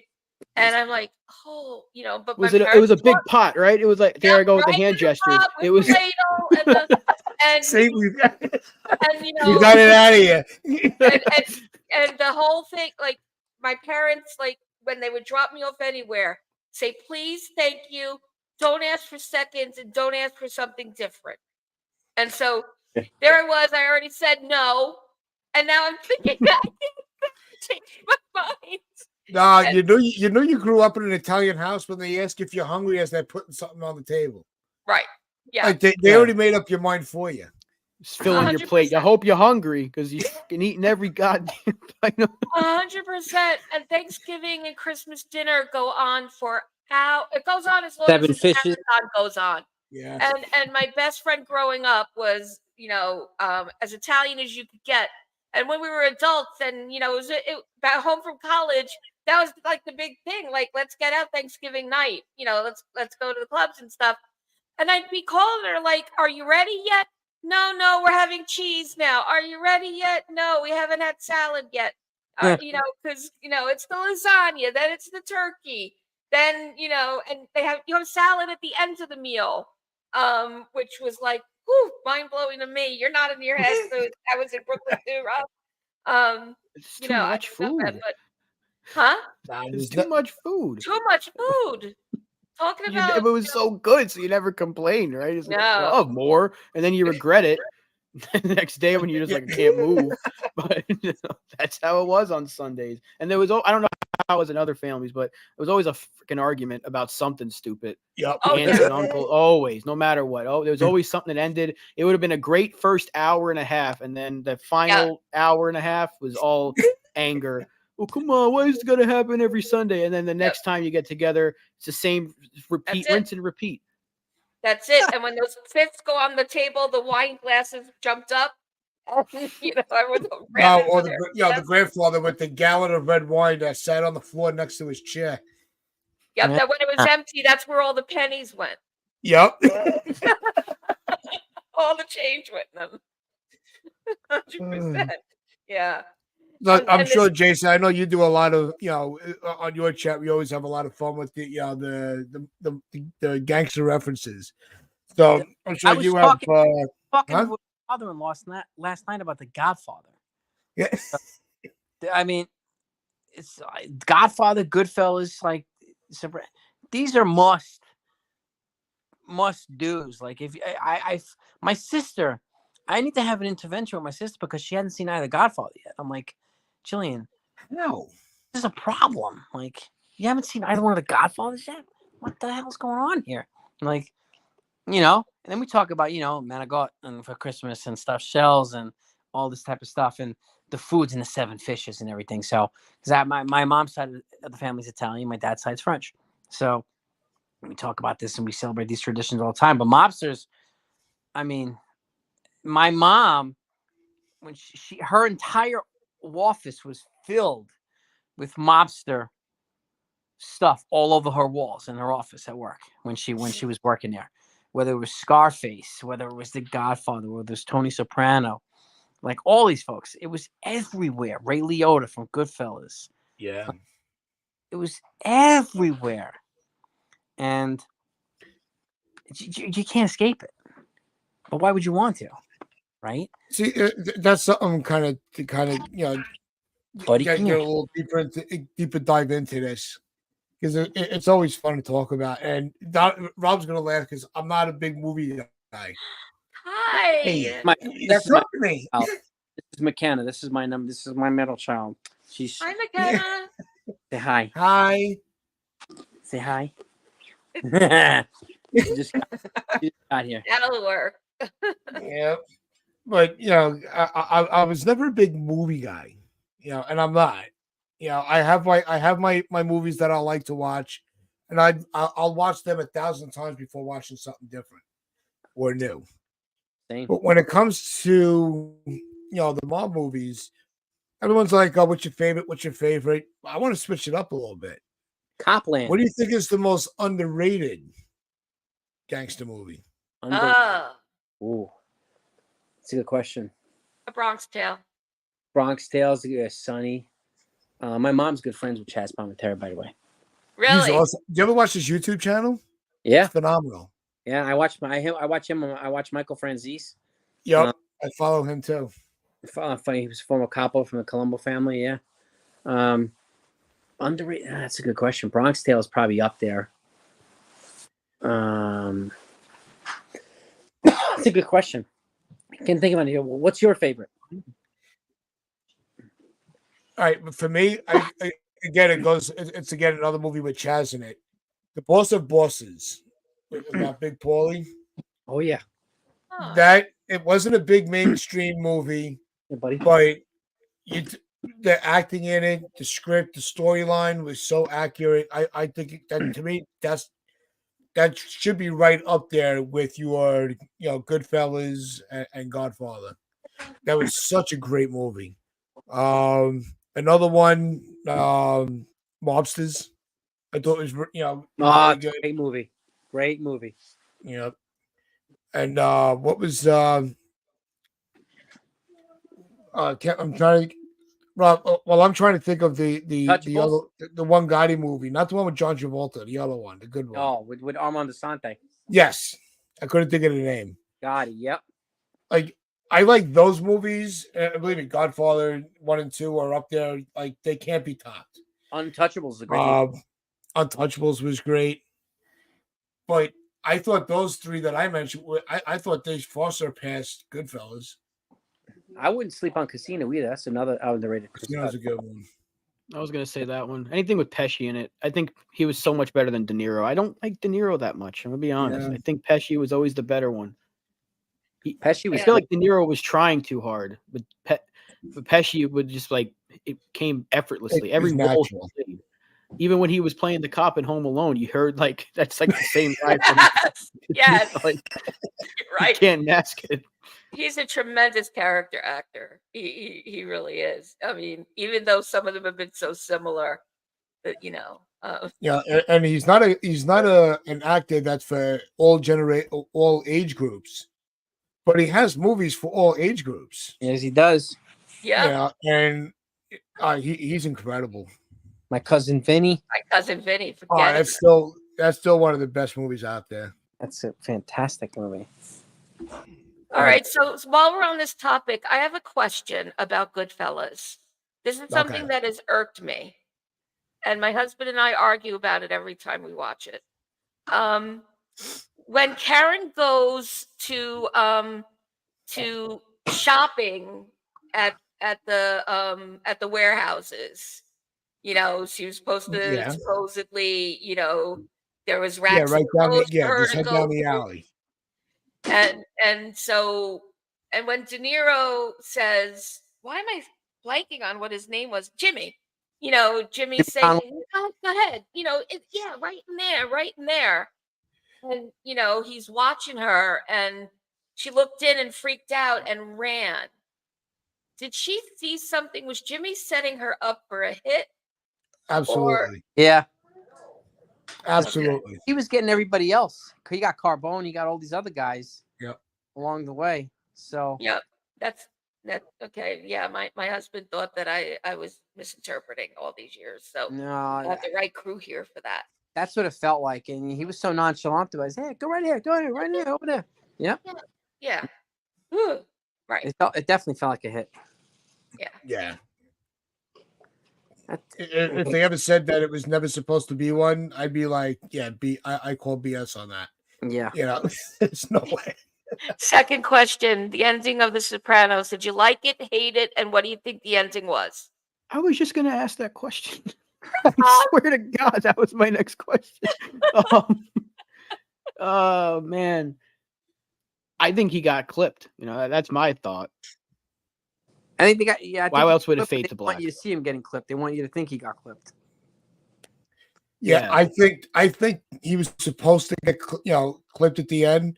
I think the blackout was because if I remember right from what I heard, is they were still debating if they were going to have like a finale movie.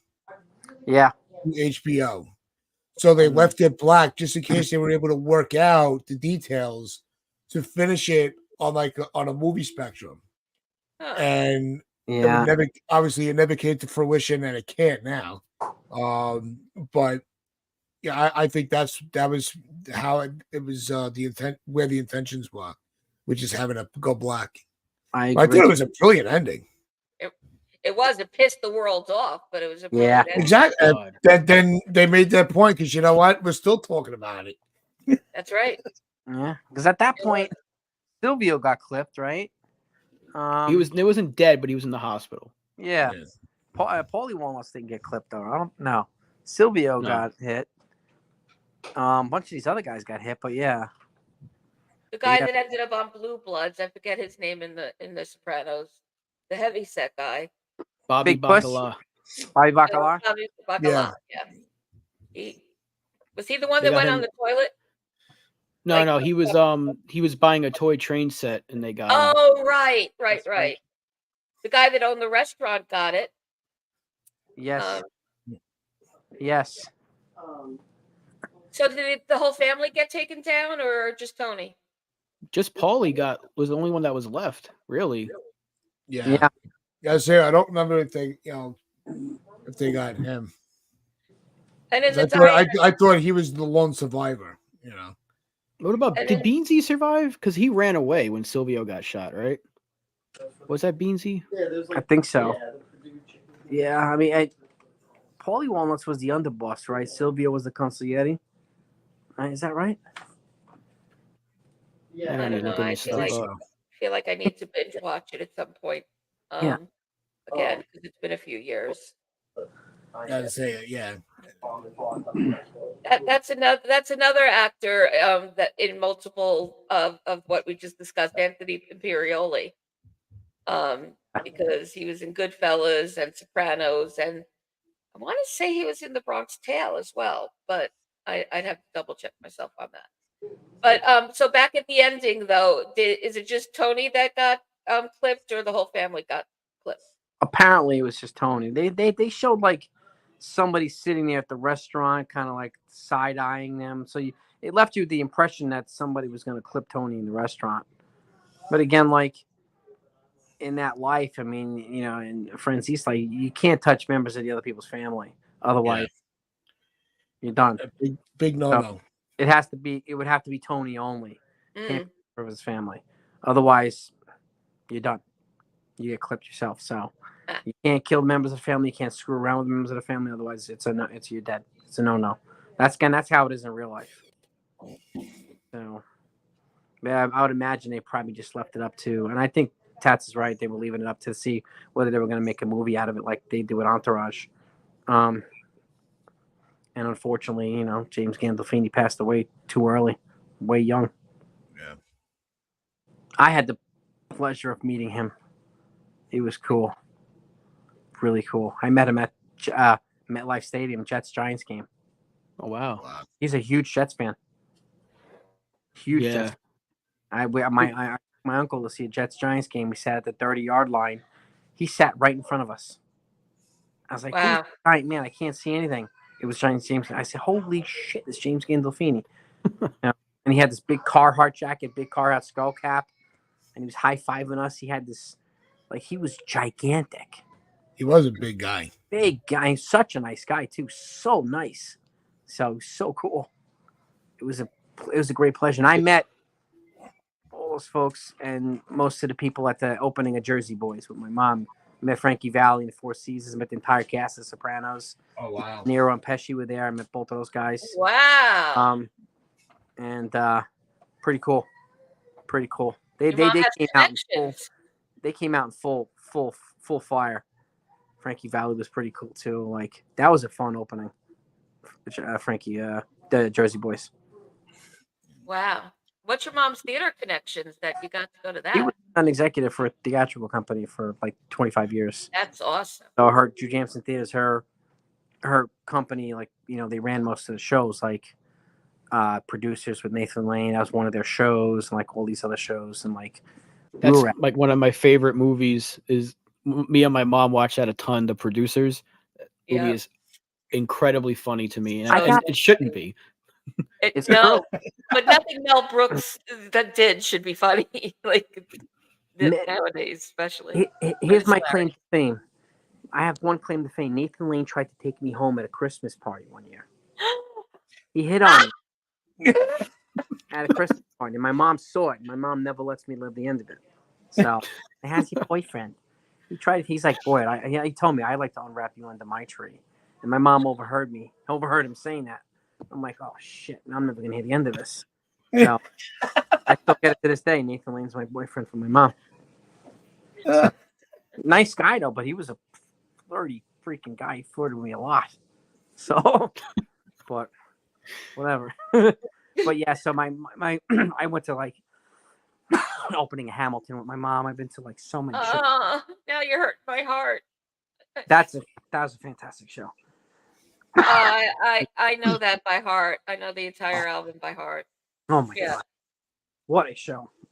Producers, Funny Thing Happened Away the Forum, Civil War. Like I've seen so many shows. I met Washington on Broadway. He played Brutus and Julius Caesar, and he also played. I took my wife to see a show as Fences. Denzel Washington. He was on Broadway too. Like when I was in college, I used to be an usher for the Broadway theater, so I used to see all these people. And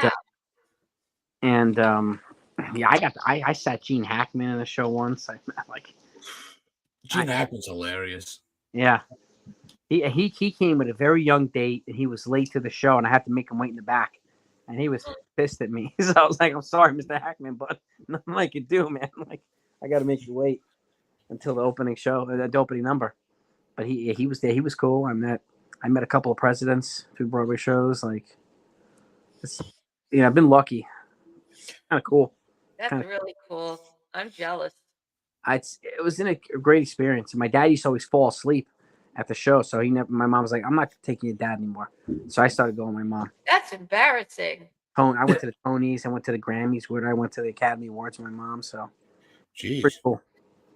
that's pretty cool. Wow. So my dad used to work at the UN. So I got that other side from my dad worked at the UN for 30 plus years, 35 years. So Wow. I met Mother Teresa at the UN through my dad. So like met the Pope. Like, it was pretty cool. Wow. So fortunate in that regard.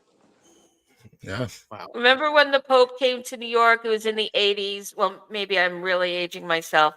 And I went to Catholic high school, and I was in the band.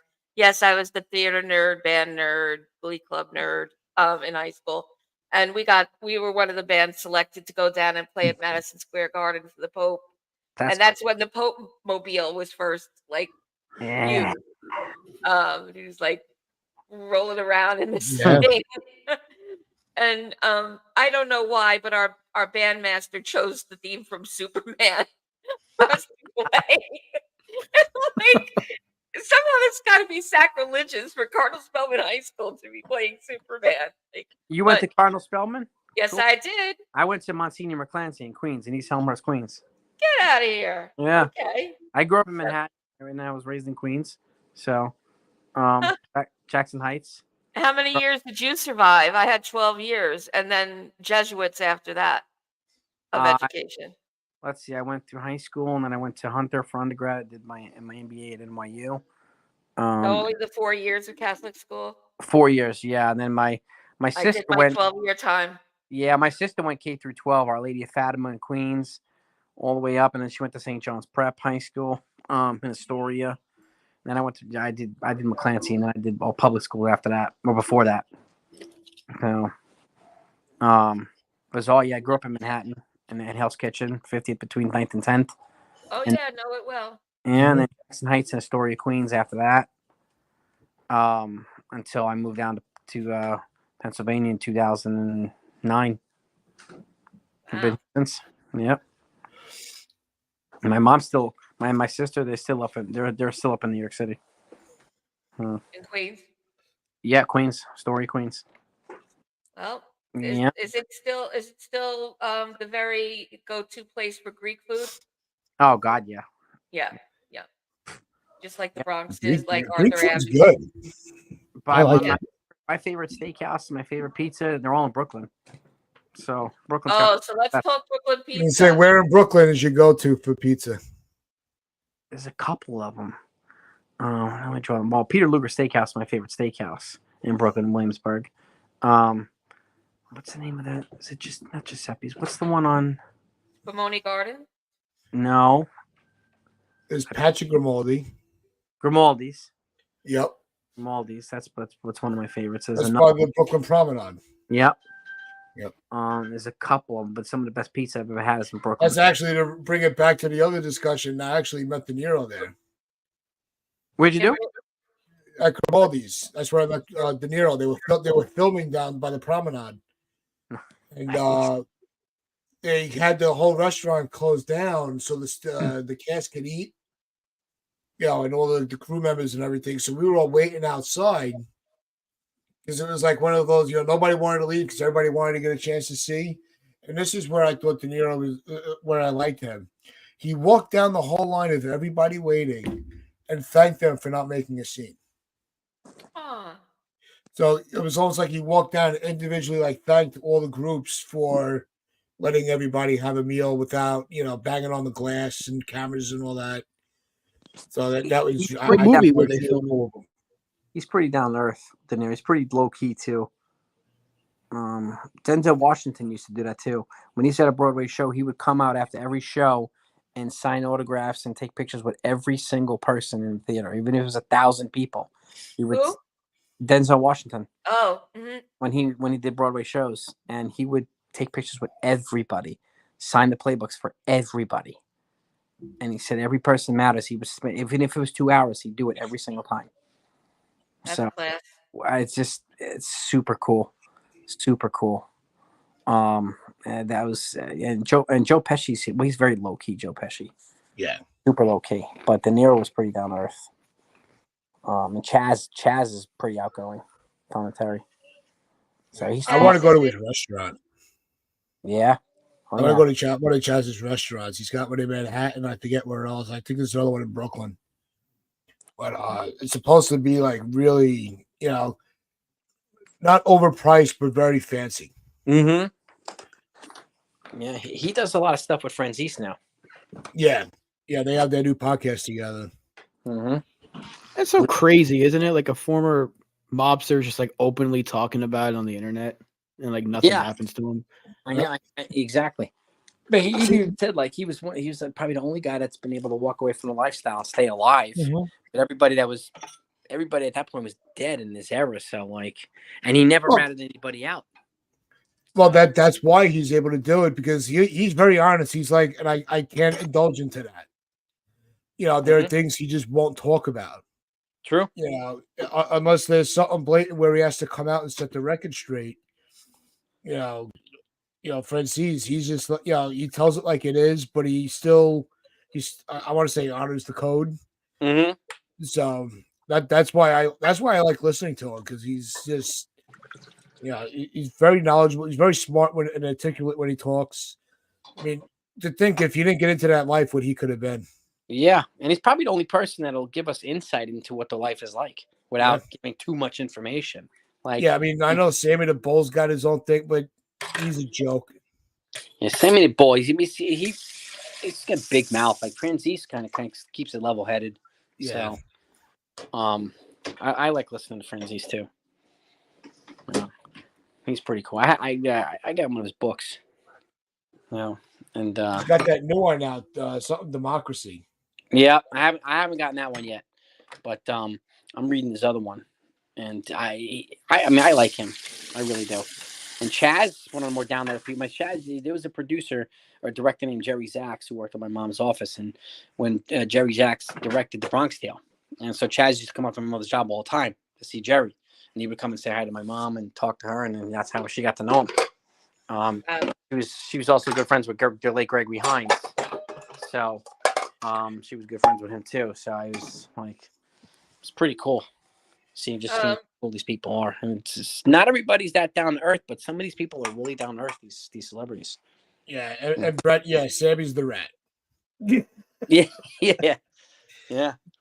Again, why is he still around? I'm just saying. You got people openly talking about the basement. You don't go out in the public.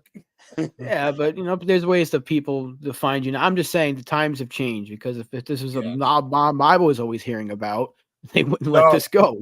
Like I'm just saying things have definitely changed. I don't know. Sometimes it's hard to believe everything you hear. It's also, like Francis says, is it'll always be around, but it won't be the strong arm that it used to be. Yep. Yeah, but I would agree with where Ray Liotta said in Goodfellas. Like, if it was the mob was after you, you wouldn't even know. You'd just be dead. Cops, on the other hand, is a different story. You wouldn't even know. Mobs will just take you out. They won't tell you anything. That's how you find out. I still remember the front pages, with Gotti and all those guys. Yeah. What was the one that he always walked around with his bathrobe? Lucky Lucchese? Is it Lucchese? No. The chin, Gigante. The chin, yeah. Yeah.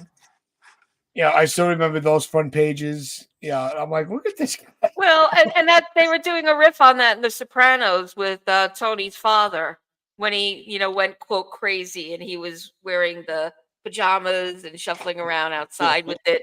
That was completely, a riff on Gigante. It's true. Yeah, definitely true. Yeah, Carlos is dangerous conversation. Infamous, the stuff that they used to do back then. They owned everything, man. They ran everything. The whole construction game, the Teamsters game, they ran all the unions, they ran everything. It's crazy. I'm gonna start getting followed by a freaking Cadillac Escalade now, aren't I? You might, yeah. Just for talking about it on a fundraising Like, podcast of all things. Just for questioning why the mob isn't taking these people out. They'd be like, "Oh, you've been talking, huh? So if you don't see me Oh on my Monday God. morning, People gonna think that this organization is some sort of veil for underworld. No, Right no. out loud. Maybe we better shift the topic. Oh. That's crazy. I'm in construction. I'm a union delegate. I'm in Yeah. construction. yeah, Or And- sanitation. I'm in sanitation. That's right. like I've seen enough movies and TV shows, fella. I know you don't work for that, and then next thing you know, I don't exist anymore. What the hell's Rob at? I haven't seen him in weeks, man. I don't know, man. I don't know. Yeah. That's the way I was in Cancun. When I was in college, I went there for a couple times on spring break, and this one kid tried to sell, I don't know, pot to girls or something like that, and he wound up disappearing. And like his friends were looking for him a week later. Have you seen my friend? He must have got taken by, I don't know, Mexican authorities or Mexican thugs. I don't know who he got taken by, but he was just gone. And like, Cartel. dude, you can't try that enterprise in Mexico. Are you crazy? In Cancun? Are you nuts? But that's what happened during spring break there. It's just like, you don't want to mess with these people, man. You don't want to mess with these people. Yep. We got one of our next guests, Jason. I'm sure you're gonna want to. We appreciate all the extra time you're giving us, Jason. Truly, we're having a great time, fun discussion, and to bring into the fun discussion, we got TC Steels from Morning Brew Sports. TC, how is it going? It's been a long time since you've been on screen together. Yeah, it's been a long time, man. I missed you guys. Hey, and guess who's here? And we got the legendary Big Yes. Time Jerry. Jerry, how's it going, my guy? Uncle Tags, it's so good to see you, and it's a great thing that you're doing. This is great. I know. It's Jerry. Look, it's been so long since I can't wait till the next time you're in New York. We can sit and have a cup of coffee, talk about the old times, and all the stories. Because you want a storyteller, you sit down with Jerry, and he's got stories for days. Yeah. We could have sat there throughout the whole game. We could have missed the game. Sat there, just talk. We had no clue what was going on. Steals, man. His volume's off. Yeah. We can't hear you. Yeah, we can't hear I you think he's too got well. the No. same. Might be the same issue that Jason had earlier because I thought I heard the sound of a phone. Maybe there, Jason's so. calling Big Time Jerry. Time I got a call. Can't hear you, Dad. You got some problems over there. What's going on over there? No, he's not muted. Yeah, he muted himself, but Can you guys hear me? Yeah. No. Slow though. He's gonna have to sign off and then try to sign back in. yeah, maybe. try starting off and come back in, Jared. Yeah. It's a task to get him to get him. Nah, hey, look, when it comes to pop, we wait. Exactly. we Yeah. stay patient. But Yes, TC, yes. how have you been? How's Been really how's things good. going for you with how's things going for you with the Morning Brew? Working with Jigger and Hector, who's going to be on shortly. Wait, Yeah, what's it's it been been, like for you working with those guys? Yeah, it's been quite a run. I mean, I was just a guest, like like everyone else in the chat. Yeah. I was just chatting it up with everyone, and Hector had me come on with the how he has his open panel, and one day he said, "Hey, what do you think about joining the team, being my co-host? I need a co-host." I said, "Hey, that's been a dream of mine. I mean, I went to school for broadcasting, so." I said, "Hey, let's give it a shot." So we did one show together, and after the show, he said, "I'm not looking anywhere else. You're my guy, so let's do it. Yeah. Let's go." So it's been a great run. It's already been a year, and Jigga and Hector have been family. I talk to them all the time and keep in touch and what's going on. Being on the West Coast, it's tough. I can't hang with you guys, but being able to see you and all the guys in September, even though the game, unfortunately got rained out. It was nice to meet you and Hector and your son and everybody and chat it up. It was my dad still talks about it. I mean, it's been Absolutely. a we great made the best of great that time. day if I like to depend on We it. did. Yeah, we sure did. Yeah, there he is. The only thing that was disappointing, it rained all the time we were there. Yeah. Yeah. That was That was a unfortunate. letdown. But it was Yeah, great but you to know be what? there. We got to go through. Look, one of the highlights of that whole one was meeting everybody, Yeah. from the Morning Brew community. It was But great. I do have to say, I still look back at the pictures, when we were going through Monument Park. Yeah. Like that was great. Yeah. Absolutely. Yeah. Absolutely. We had a Brings great time. back memories. Yeah. Hopefully sooner rather than later we get to do it again. Yeah, But- maybe September. Yeah. We couldn't do it here in April, but September it's a possibility. We can do it again. Yep. So But, and maybe Rob can join us. Rob, you down for that?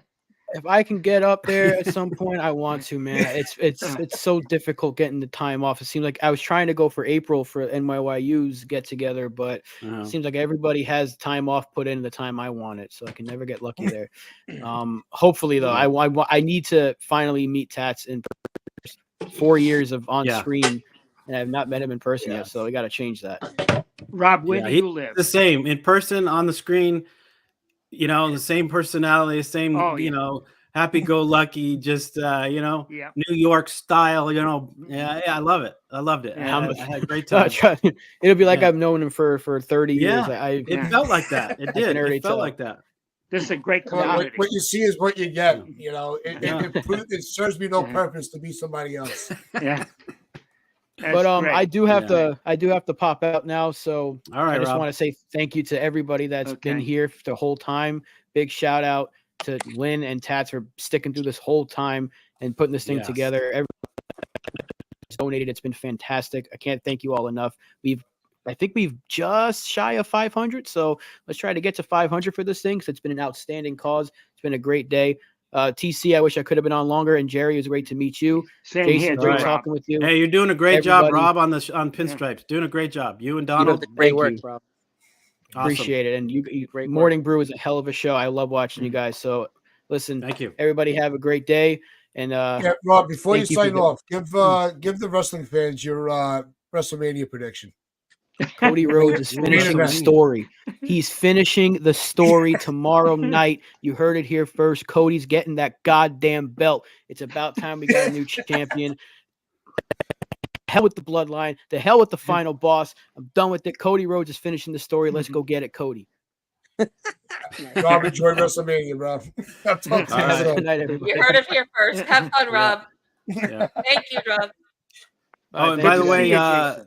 Tats, Hector told me to tell you he's going to be 5 or 10 minutes late, so he's coming. No rush.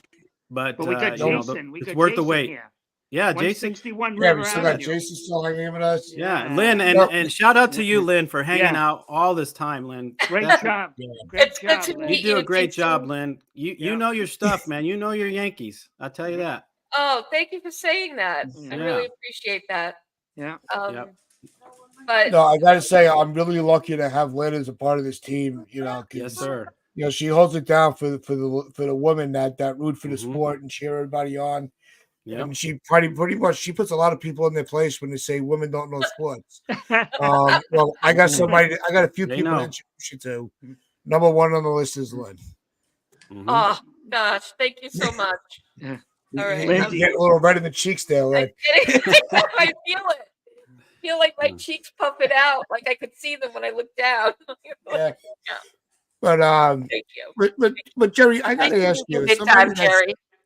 as somebody that's Okay, also seen multiple eras of the game, and I don't want to call you old, but Well, yeah, I'm you've seen 77. you've seen your It is share what of, it of is. winning and losing. Where are we at with this team right now? What do you see that gives you a sense of optimism? Well, we had a great start, 5-0, and the crowds were silent. I didn't hear any chatter. But now that we're 6-2 and we lost 2 shutout games, we were shut out twice. First, I got to say about Stanton. What the hell is he doing in there? He does Wow, I not- haven't heard that at all, Jerry. Give us a unique take on that. Hey, don't let Jigga hear you say that. He does not. He does not. Oh, I'm telling you, 180 Breaks my batting heart. average. 2018, 180 batting average. How much time are we going to give this guy? Because we can't wait for Dominguez. He may show up in June or July. He's clogging up the team. He really is. Yeah. He can't play the field. So if he can't hit, and he's a sucker for outside pitches. I talked about this so many times. His outside pitches 3 feet outside. How the heck are you going to hit a baseball? I think he's afraid. He needs glasses.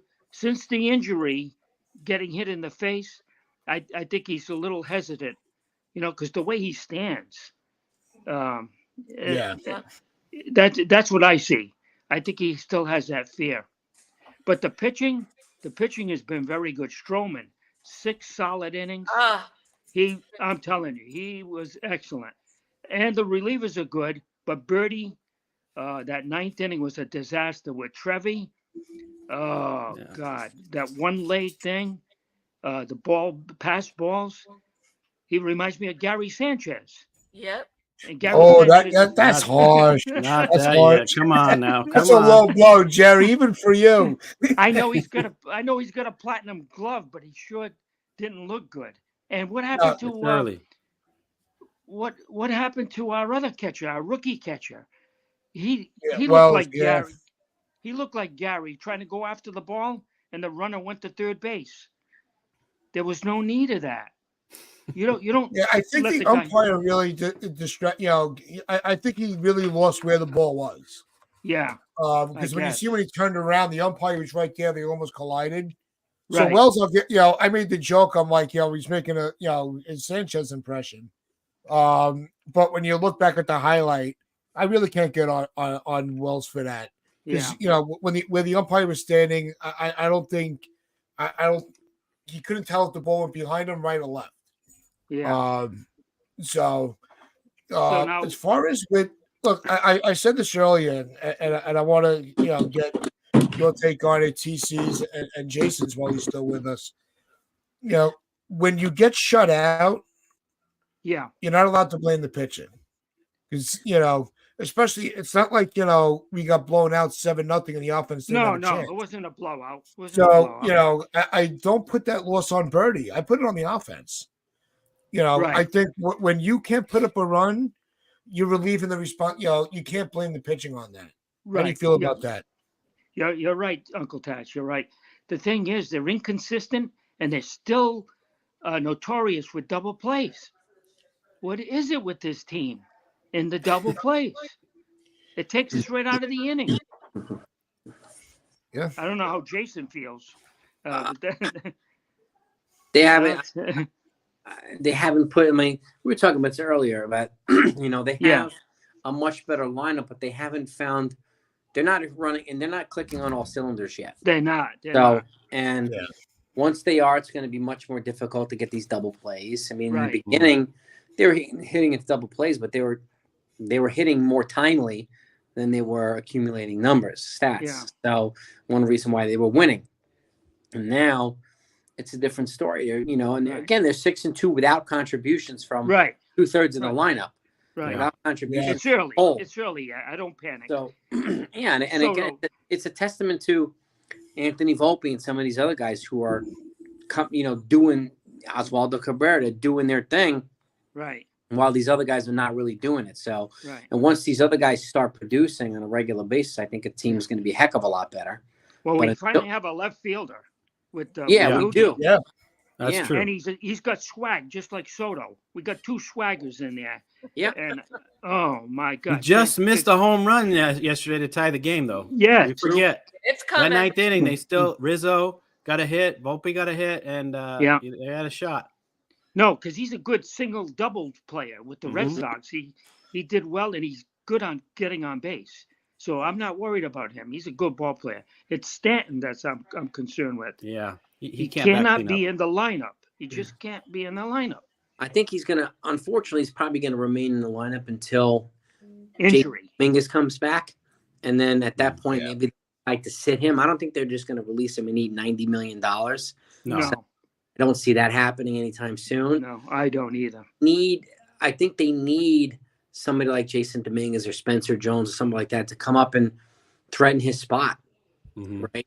And kind of wake him up. And if he doesn't, then, like Jason Dominguez, I think the right move for him would be, once he comes back, is to DH him in the beginning to make sure that he's healthy. Because I'm like, Right. who are you going to sit? I'm not sitting Verdugo for Jason Dominguez. No. Sitting Soto or Judge for Jason Dominguez. No. None of these. Stanton's the odd guy out. Yep. Yeah. He sure Dominguez, is. I mean, Dominguez is going to have to steal one of their spots from them, period. Just because he had 2 good weeks last year doesn't mean anything. So he's got to show that he's ready to step in and do it again. And if he does, fantastic. Yeah. But if he does, I would DH him and try to make sure that he's healthy, just like the Phillies did with Bryce Harper. They were smart about DHing him to protect his arm, and hopefully the Yankees will consider doing the same thing with Dominguez to make sure that he's healthy before putting him on the field. A good start for Waldo. Waldo is getting off to a good start. Mhm. I like that. Cabrera, he's doing good. Yeah. Yeah. Yeah, and he's in the game today. He's in the lineup today. So He's in the lineup. I didn't see what the lineup is. Cabrera's in there. Wells is in there. Wells. Yep. Okay. Lynn went over it with us earlier today. Lynn put the lineup out, and it's the same lineup they rolled out in Houston. Almost all the same guys. I see the Yankees bringing up Ben Rice because he can play first base as well. That might give him a chance. Ben Rice. That's in the see that. minors. He's here. Well, let me know what you think about this. I mean, they've already said they're going to give Spencer Jones reps at first base. So, okay. And there's no way that Ben Rice is going to block Spencer Jones. Right. Now, the only way to get Spencer Jones in there and Jason Dominguez at the same time is to play Spencer Jones at first and Dominguez either DH in the outfield. So, but it would be nice to have Ben Rice in there at some point too. Now he's offensively on catcher than he is at first base. So, we don't really know. Neither one of these guys have the defensive prowess that Rizzo has right now at first base. So, at some point, they're going to have to figure out what they're going to do with Rice or Jones or both. Yeah. Get them both in the lineup if they can. But Rizzo's got a magical glove. He does. A lot of play that Volpe's throwing away. Errors. He's saving a lot of errors. Yep. And the Yankees have a team option on him for next year. So there's no guarantee they're going to exercise it just yet. Mm-hmm. If they want to get Jones in here, they might not. If they want to get Rice in here, they might not. So I think it's up to the team to decide what they're going to do. But I think Jones needs to get a little bit of play at AAA too before he can come up to it. Right. And he can. If you're going to move Jones from the outfield, you're only pushing his being called up back even more because he's going to need significant reps if they're going to shift him to first base. And I just think with his speed, I think moving him at this point is really just going to take. You're eliminating a skill of his to chase things down. Yeah, he's a center fielder. So it's that's where it gets tricky. And Lynn had the lineup up a second ago. I'll read it out to you. We got Torres leading off at second, Soto in right, Judge in center, Rizzo at first. So that's what I like. I like that they're actually pulling Stanton out of the cleanup spot. Right. He doesn't belong there. So he's batting, so today Stanton's batting fifth at the DH. Verdugo in left, Volpe at short, Wells catching, and Cabrera in the line spot playing third. So that's a solid lineup. That's a lineup that we can survive with. I can see Verdugo batting first when there's right-handed pitchers on the mound, giving Verdugo a chance because he's an on-base threat too. Yeah, and to your point too, I could see Torres at batting cleanup because he's better positioned to drive in runs than he is to get on base. Right. So and if you go Verdugo at leadoff, then you have Soto and Judge 2-3 or whatever, Judge and Soto. You have Torres at fourth, Rizzo fifth. Then you can go Stanton sixth, Verdugo seventh, Volpe eight. Right, if Volpe's not leading off, and then you catcher at ninth. You've lengthened the lineup a heck of a lot more. So, and again, who's going to pitch who's going to pitch around Soto to get the Judge? Who's going to pitch around Soto and Judge to get the Torres? Nobody. So, and then the lineup just keeps going after that. No, they're not going to want to pitch around. Nobody's going to want to face Rizzo with the bases loaded either. So, or Torres. So. I think Soto's got the best eye as a baseball player. He does. He knows the strike zone. He knows the strike zone. Yeah, he does. Gosh. He also Are you knows guys how to are you put guys umpires sold in- on? Oh, I'm sorry. Go ahead. No, I Lynn. was just going to say he also knows how to put an umpire in their place. Yeah, he Yeah. sure does. Oh, Exchange at the plate was Ex- something to see. I saw that, Lynn. I saw him look back at him and saying, "Hey, what are you calling that? Yeah. A strike?" Yeah, Yeah. and, You know who I am. Yeah, and exactly. Jerry he didn't even stop there. Like when he got to first base, as he was peeling off his batting glove, he's glaring at the umpire and like finger by finger, just giving him the business with his eyes. I was Giving him loving a stern talking to. Yeah, he's too much. Boy, the creature people out there in right field, they love him. They got Yeah, the they do. flags out there. Yeah, that was a good moment. He looks great in the Yankee uniform. I just can't see them having a 1 year and then he departs and goes to the Mets. I just can't see it. No, I really Yeah. can't. even No. did you see the personalized cleats too? It says Soto loves Yeah. New York, and he's got the city and everything on there. Come on, Yeah, he's I just love he's his not leaving. swag. Yeah, and you know what it's going to be about though is there's going to be a lot of teams hungry to grab him away from the Yankees, and they Mhm. better not do the usual with this one. They better claim him for all the years, Right. Yeah. because I agree, I'm Lynn. keeping one eye open on Baltimore first and foremost, Oh, because jeez. and I think their pockets are wide open for something like that. Well, So I'm there's sure going to they're be a gonna- lot of sharks in the water for Soto. So they I'm better, sure they're gonna front keep, office better not be Burns. stupid. I'm sure they're going to try to keep Burns in Baltimore. Yeah. Long term. Yeah, Long yeah. term. He's Yeah, in not Baltimore. Then he's not leaving there. Yeah, I Yeah. don't think so.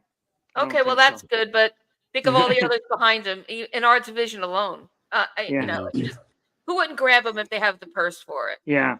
And I wouldn't put it over on Cohen either across the river. Mm.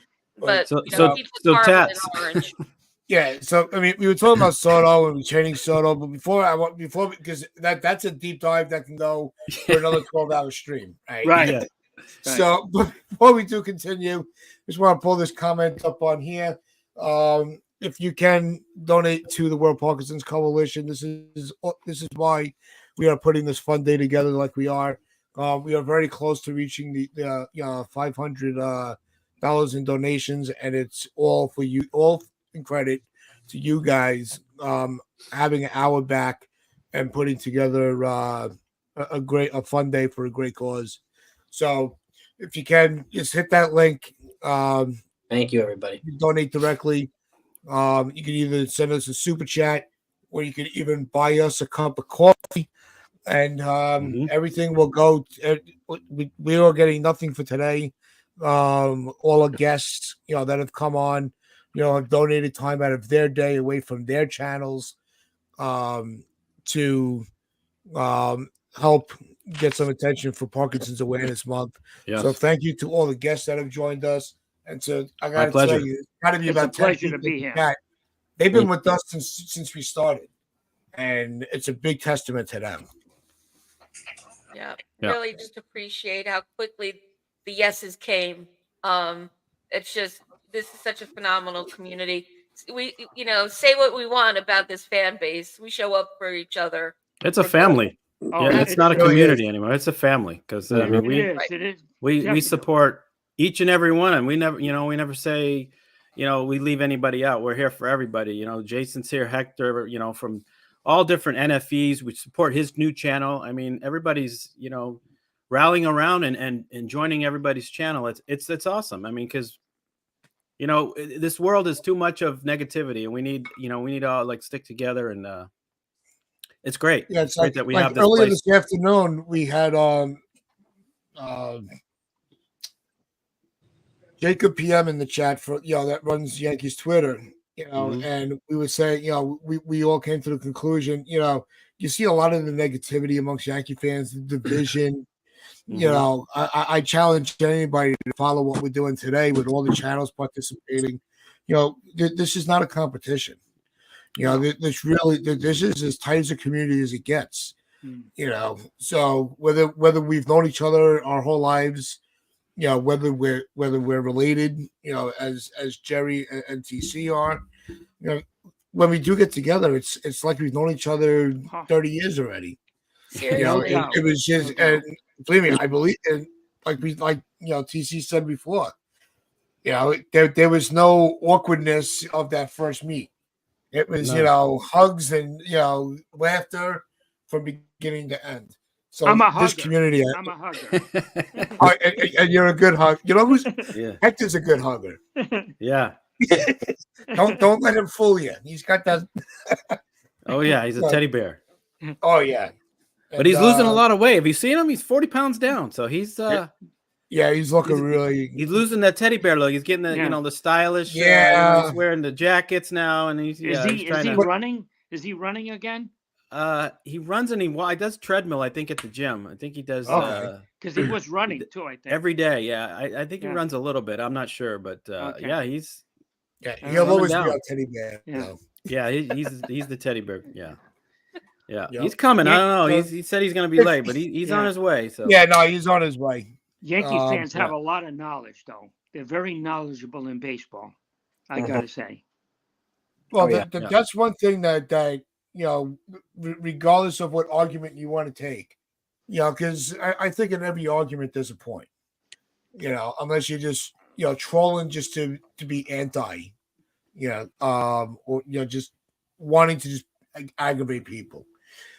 But if you want to talk about how fans are knowledgeable in what they do, I mean, I think the Yankees have, the fans have more knowledge than any other sports team ever. You know, you can't fool us when you want to argue. There's no fooling a Yankee fan. No. Right. right.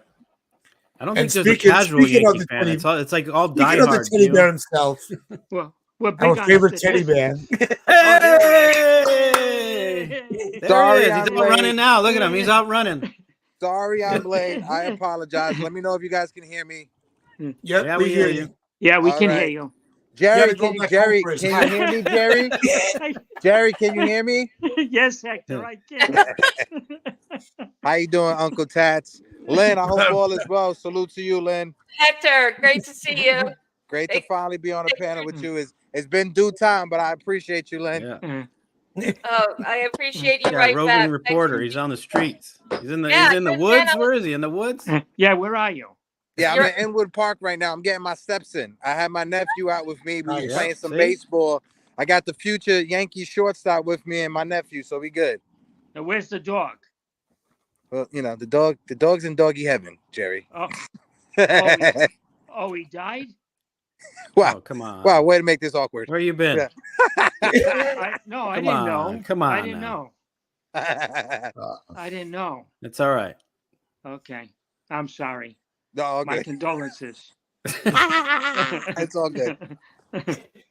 Oh, Yeah. Are we all supposed to be doing that? No, they're imitating me, You- Lynn. That's the Okay. first time when Big Time Jerry made his first appearance on Morning Brew. He was up close and hey, how you guys doing? Hey. He was in the camera. He was all he was chewing it. It's Yeah, all good, Jerry- Lynn.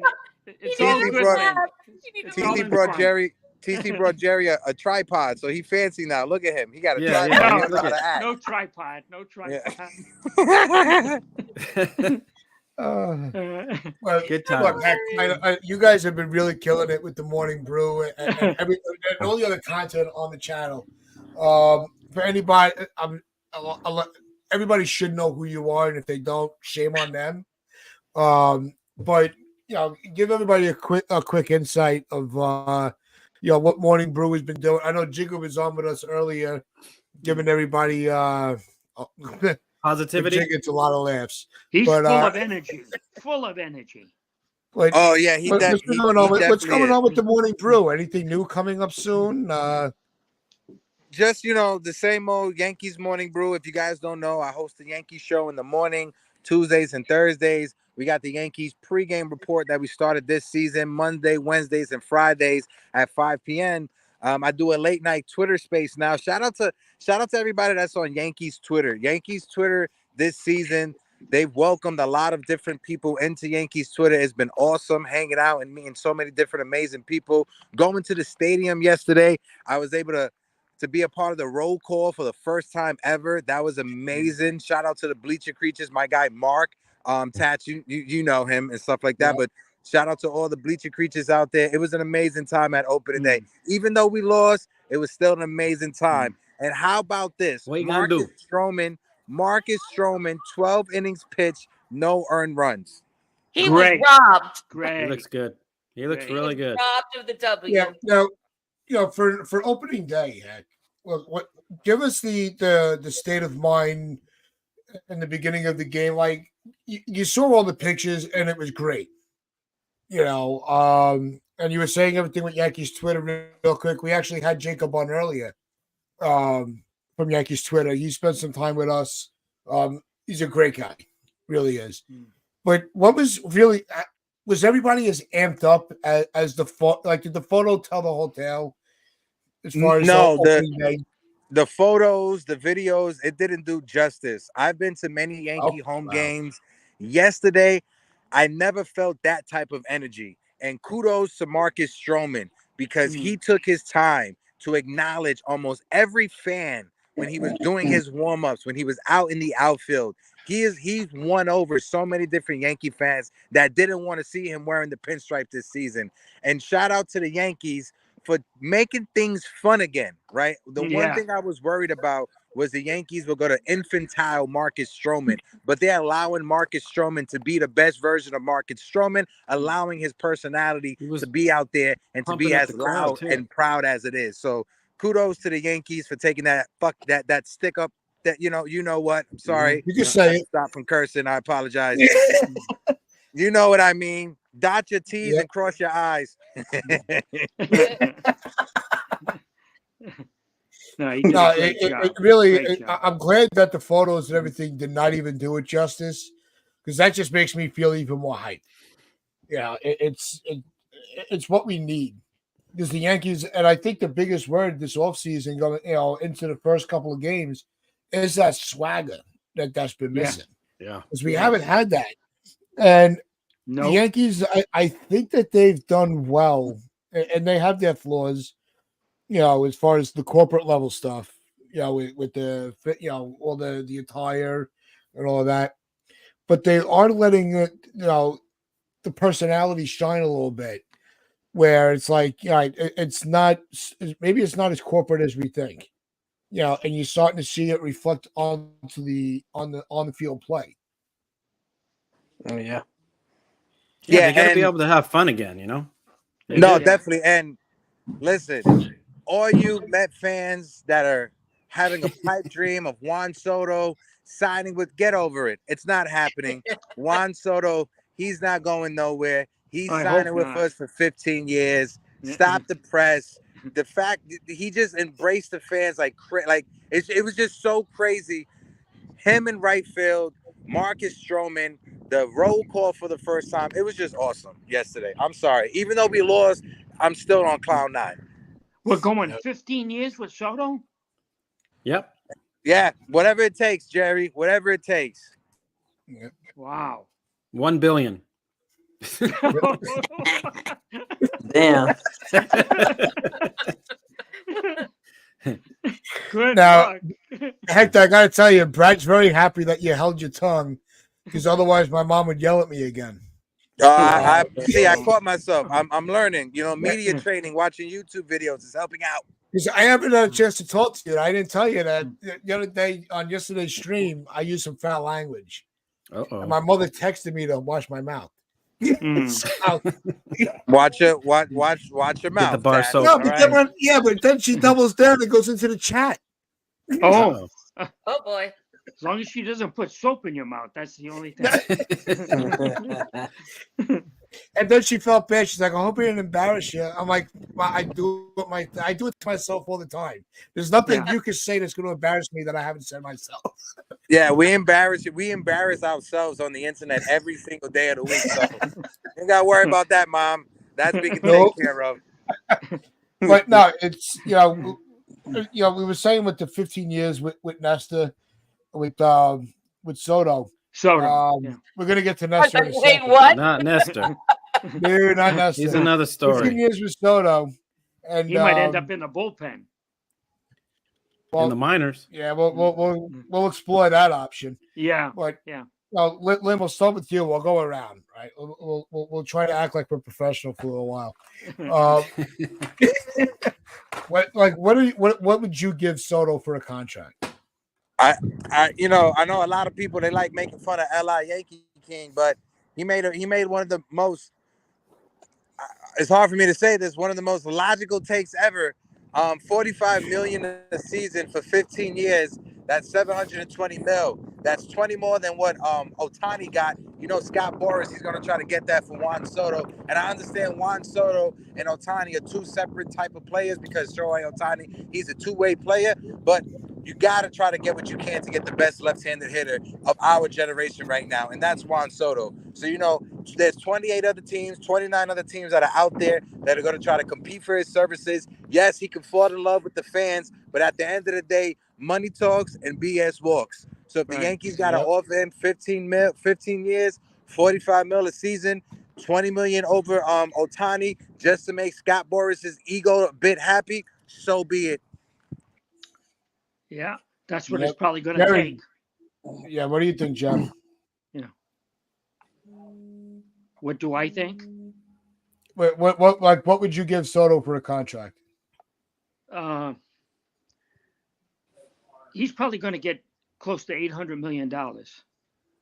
Wow. How many years? Yeah. I don't see 15 though. More like 12. He's 25, right? 25 years old? 25 years old. Yeah, 15 will put him at 40. Yeah. You're slowing. He'll have opt-outs, I'm sure. How good a player you are. You got to put that into consideration too. That's true too. You just can't. You can't just empty the bank. I'd be a little stingy, but these guys, Steinbrenner's got the money. Yeah, it's not my money. It is when you pay for the tickets. Yeah. Yeah, right. That's right. Yeah. TC, if you were signing the check, what would you give? If I'm signing the check, 15 is probably the max. I'm going to say it's anywhere from, I'm going to say he's going to go 13 years. It's going to be it's going to be it's going to be over 700 million. I don't know what that equates to per year. He's going to get close to 50 million a year. I'm sure it's higher than 45. So I say 13,750, somewhere in that range. Jason? 1450 per 700 with 2 opt-outs. Yeah, that's right. That sounds about right. If he goes 12 years, it's not going to be a dime under 50 million per. Yeah.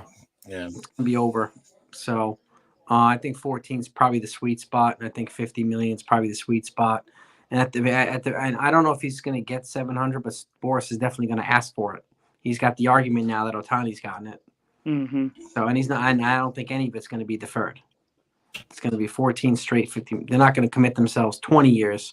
2 guys going to play there for 12. I don't think Ohtani's going to be a two-way player. He's going to be maybe 2 or 3 more years, and that's it. Yeah. Yeah, I don't think he's going to be a two-way player all the way through his career. I don't see that happening. Yeah. No, I don't. That's because just think if he needed a Tommy John, there goes your hitter and pitcher. Right. That's it. Yep. By the way, Tats, I'm going to wrap it up. I got dinner time over here waiting. Yeah, no, Jason, look, thank you. Enjoy Manja. Jason, I love you, bro. Love you too, Heck. Keep up the great work, Jason. How's the house coming along? Slowly but surely. Yeah. Slowly but Jason, surely. I heard you building me a room underneath the stairs, bro. I can live like Harry Potter. I don't care. I'm calling it the Magic Mike Suite. People under the stairs. Yeah, slowly but surely, we're adding 10 rooms to the house, so it's 10 rooms. Yeah. Oh my gosh. So- What do you have? 3 daughters? You have 3 daughters? 3 daughters. Yeah. Okay. Yeah. Wow. And, See, I told you a room Mm. underneath the staircase is not far fetched Yeah. if he's adding 10 rooms. See, nobody's laughing now. Right? Yeah, he's got room for the Pinstripe Chronicles, the Morning Brew, and There's room he's for got all of room for us. everyone. we're gonna have the YouTube suite in that placement. Yeah. Oh wow. A workstation for all of us. But thank you guys for having me. I appreciate Okay. all this. Peace and love, gang. Have a Yeah. great Thank you time. so Jason, much. appreciate you, bro. And Thanks, thank you Jason. so much for donating to this wonderful cause, everybody. Yeah. Appreciate God you, bless Jason. to you and your family, Jason. Likewise. Peace and love to you guys. I'll talk to you later. Peace. All right. Thanks so much, Peace. Jason. Yeah. Peace, Jay. Uh, All right, Lynn. Same question I want to throw to you. If you were the one, with the money and signing the check, what would you want for the Soto at the end of the year? I'm really bad at this. I feel like I'm playing like the showcase rounds on the Price is Right. That's all right.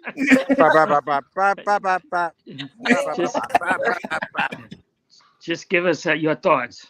I really wish that I could like hire somebody to gag Boris and hide him on an island somewhere and just get Soto in a room and saying, "What do you want?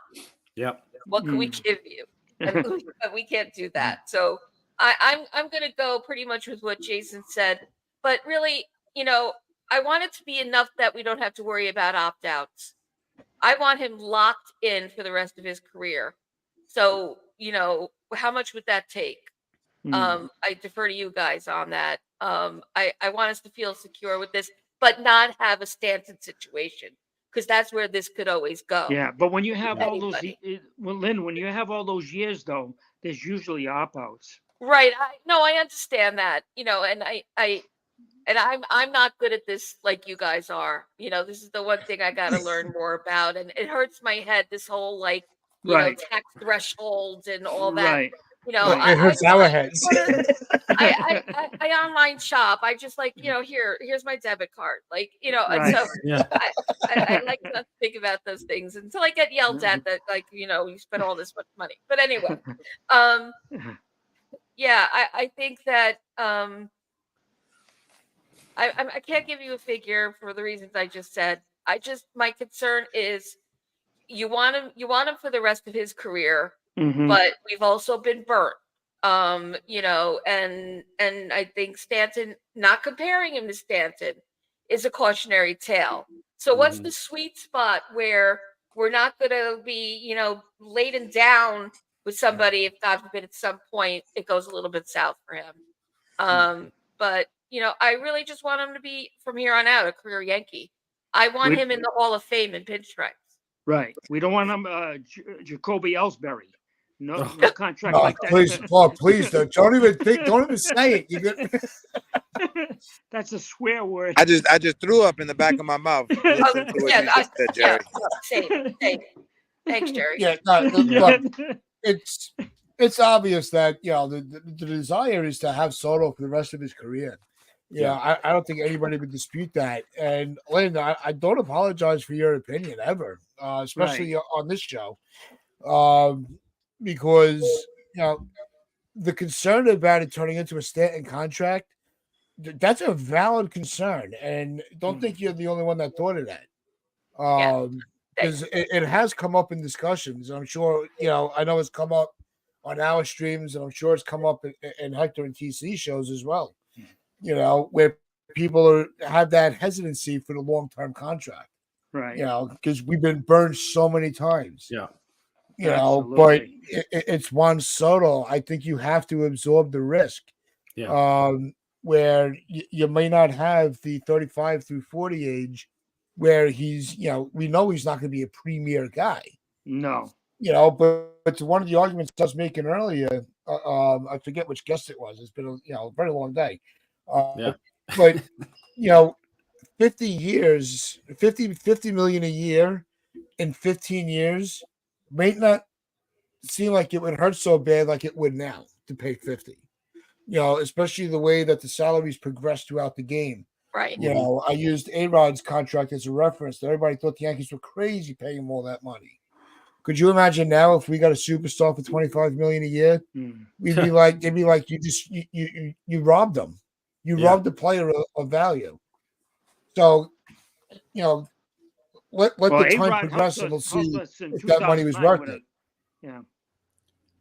Yeah. Well, Well, yeah, unfortunately, if Soto in 15 years brings us 2 or 3 championships with yeah, his we don't bat, care. nobody's going to care about the last No. 5 years. Just Right. like, you know, Right. it's a little slightly similar, but with CC, you know, we weren't killing him that he wasn't, you know, that fireball ace, you know, because he made the adjustments. He was still contributing, and he brought us the chip. Right. So he got a pass. Mm-hmm. Yeah, and he'll be in the Hall of Fame. Yeah, what's up, Hector? Oh yeah. Saying it now. No, I gotta dip out just because my battery's running low on my services. I just ran out of, whatever. I'm having a Yeah. hard, like you guys are frozen on my end. Sorry about that. Hector, You're all good, bro. All right, Heck. thanks No, so wait, much. okay, it's back now. I'm back. I'm good. It was just frozen on my end. I'm good. Okay. Okay. Oh, okay. Well, I also did this. Okay. Take it back. Yeah, we take it back.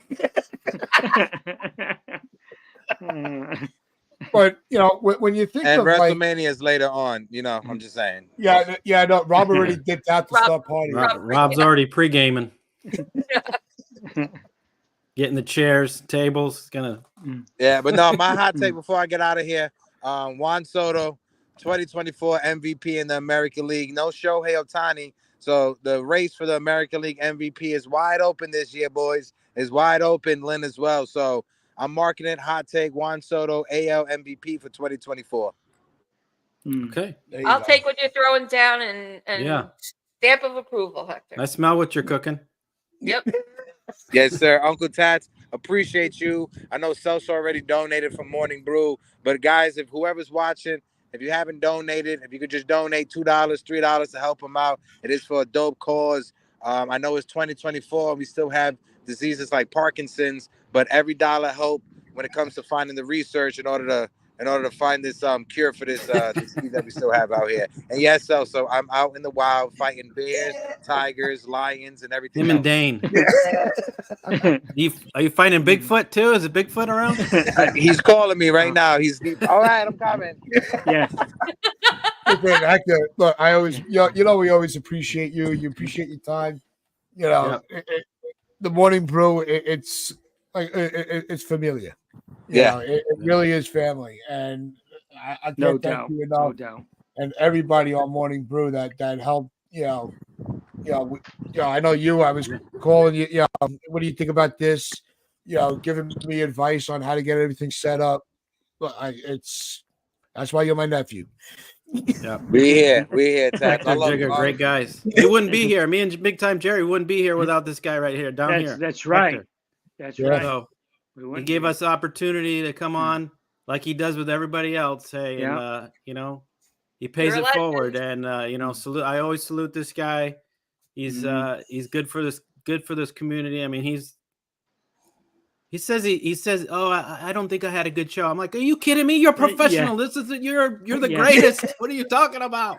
No. You don't get it. When it. you're a host, that's what you're thinking. Like when you're going on, very negative. You feel like negative about yourself. I still get nervous before every show that I'm going to Right. say something that's going to cost me subscribers or people, or for anything, And when you come off a show, you're like, man, I wish I would have finished off that point. You're always second guessing yourself if you finish what you started. And you want to make sure that the big goal is so everybody in the chat feels like they're a part of it. Right. And Well, that's the way you and Hector feel. Hector does that better than anybody. You guys do Yeah, that. you guys feel I that way. appreciate you, Uncle Tats. And I know I call you Unc, right? And I know you call me your nephew, but it's my real nephew right here. It's my nephew Kane. Hey! Say, let's go Yankees. Let's go, Yankees. All right. Yeah. Later, guys. All right, Salute, Hector. Heck. I'll talk to you later, bro. Thank you. All right. Great guy right there. Look, I've been saying this all day. This would not have worked if it wasn't for the family of the content creators. Right. You know, like Right. Lynn and I, we started getting this idea when we had, Chris step away from us on the upper deck, which is why we chose Parkinson's to do our first fundraiser marathon, to help her husband out. So, and her, because it's a family, it affects the family, not just the person. Yeah. That's right.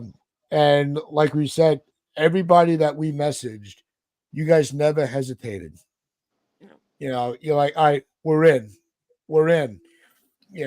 and with what times everybody was available. I mean, everything, it couldn't have come together any better, and the reason it is considered more of a success is we did raise, I would say, we raised a lot of money for a great cause.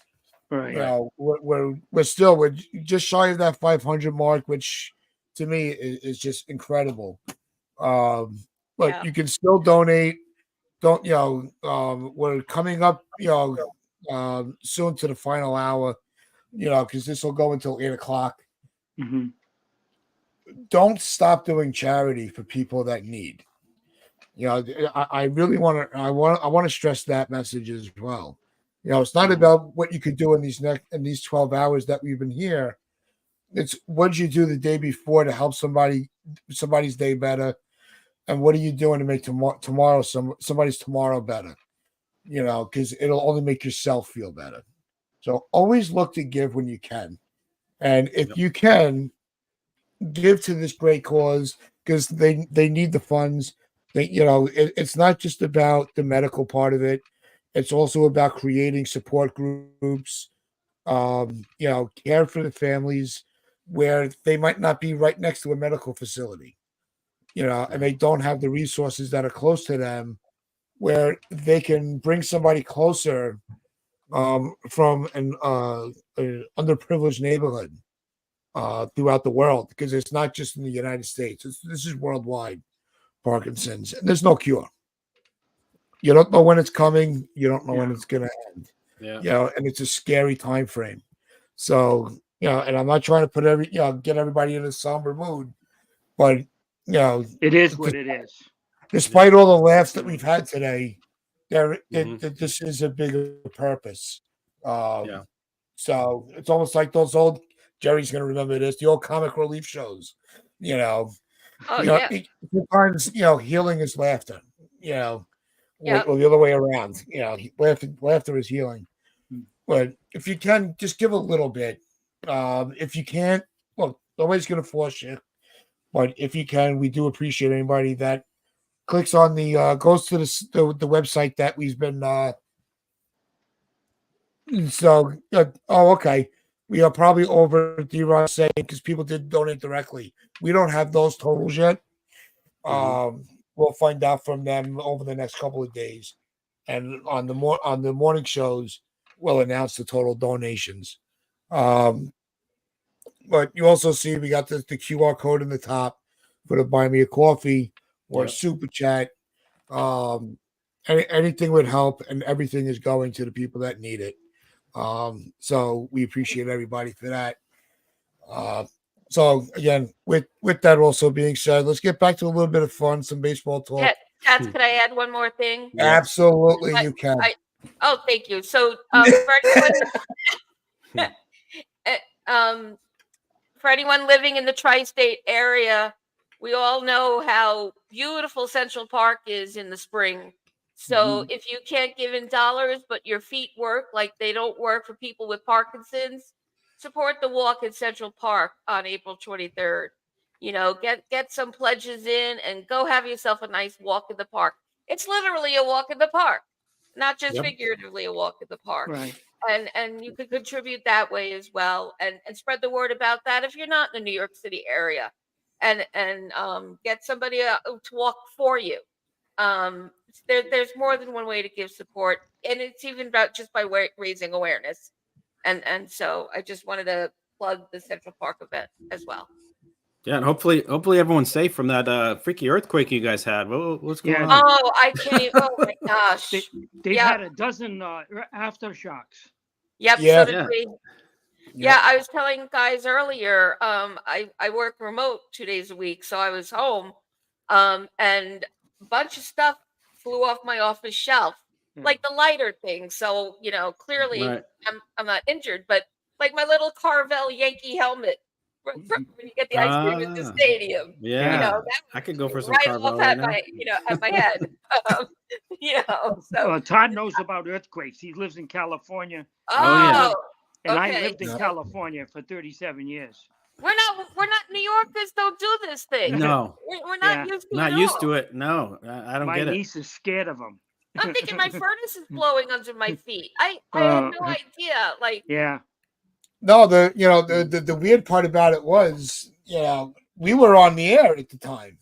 Oh, you were. So all of Oh. a sudden, like, I'm looking around because I'm thinking, Mm. it's because from all the rain that we've had, Right. I'm thinking, all right, here comes another. Don't tell me another storm is coming, and with the winds, rattling the window, Right. and then it just and then all of a sudden, like my feet, I'm going, I'm in the chair, and I'm like, what the heck is going on? Like, I think we just had an earthquake. like the song.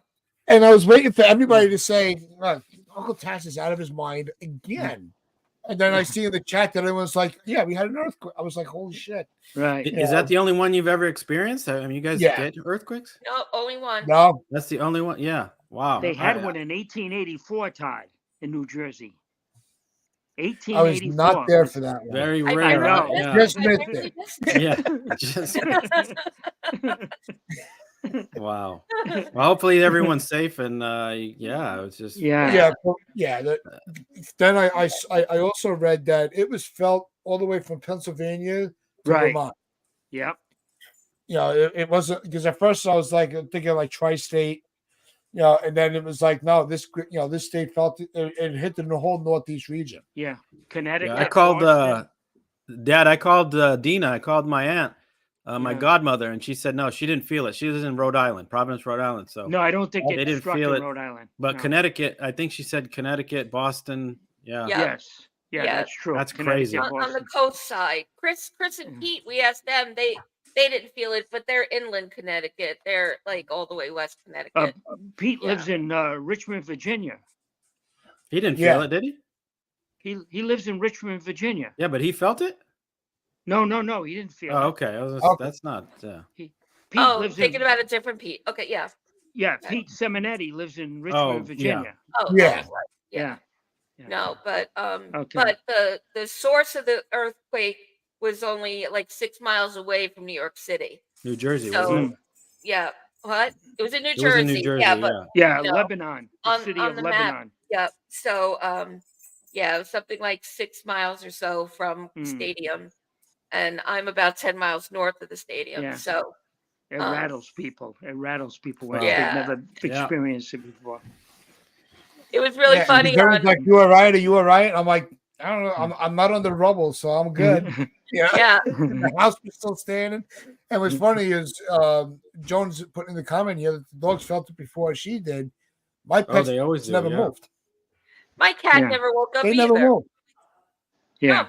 No. Yep. Ringo didn't move at all. Yeah. Well, we had Yeah. rolling earthquakes with like you take a rug and you snap it. Yeah.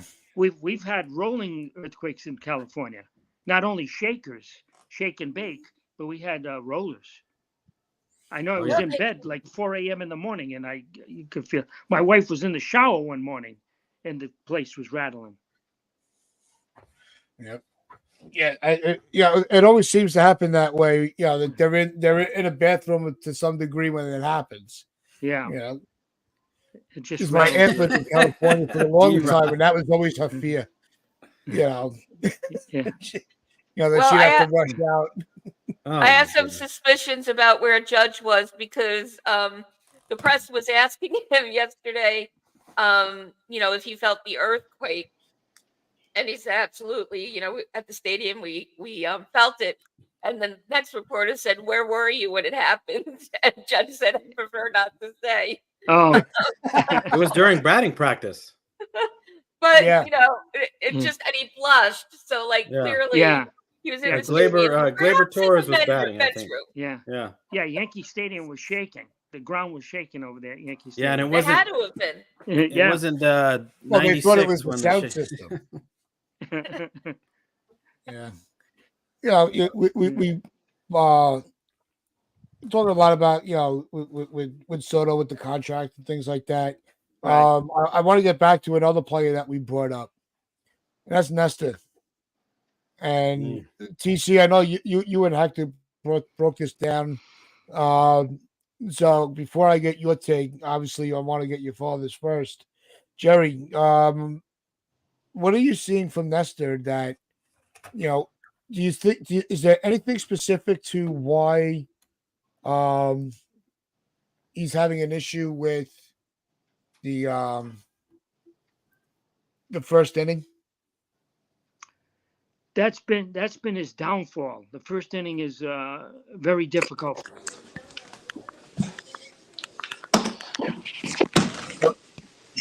Hey, come on, Jerry.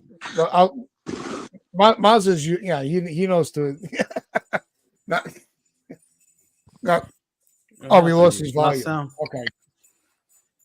Can't hear you. Yeah, we lost your volume again, Jerry. But while Jerry resets, Mazza, it's good to see you. It's been too long now. Welcome in, Mikey. What's up? Again, I know you are also very busy, but how's things been and how you feeling about the Yankees? I'm good. I'm just When you're tired. fucking shot. And I'm feeling good about them. They've shown a lot of improvement. They've really turned things around.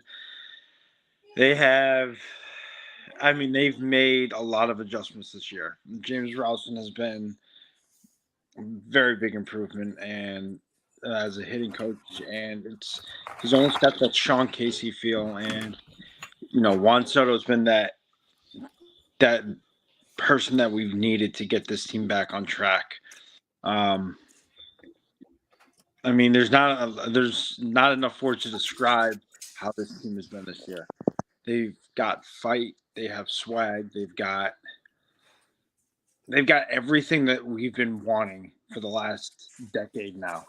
And it's the best constructed roster that we've seen in God knows how long. This is the deepest we've been. Bullpen wise, starting wise, fielding wise. We're so deep it's not even funny. It's like we've got one of the deepest farms in the game, and it shows because a guy gets hurt, a guy goes down, we get someone right up. So it's nice to see. Yeah, I think the best part about the start of the season has got to be the approach at the plate.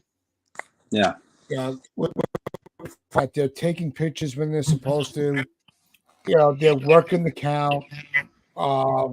And before we go around the table on that one, we do have, of course, the main event, the closer, Chris Vitale.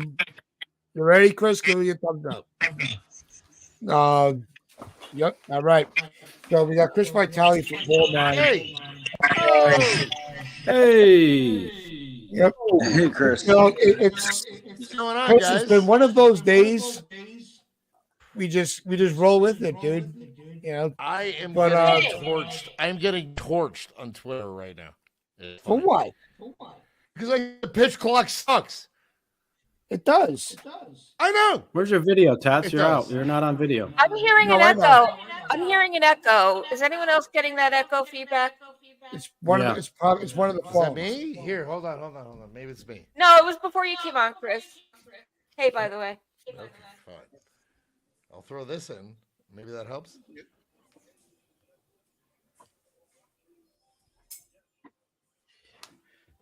Okay. I hear you guys. All right. I hear you. I'm getting absolutely. I'm getting my dick kicked in the dirt on Twitter. By the way. Okay. What'd you do? Oh, I like that. You're an idiot. Oh, I thought the pitch clock was going to be stupid, but it's literally been the best addition. You're a moron. Oh, just admit you don't watch baseball. That's a nice one. Yeah, I'm done. I like with the glasses on, so you could just take them off and go, and I quote. I'm trying to, Bobby. I'm trying to bring in my, my nice, Corporate Malcolm look? X look. Sophisticated. Yeah, that's me. They're reading glasses. I can't see anymore. I'm gonna be 50 next week. Oh my, come on. Oh. No, look. Let's get Mazza and TC's opinion on with this pitch. So what do we got here? Come on, let's talk baseball. So, John Wise, come on. done. Game time. We've been I'm glad waiting the for you game's the on. whole day. Oh, is the game on? Shit. Yes, it's on right now. Game's Yeah. on? It's just Kay and Paulie right now. Just came on. Yeah.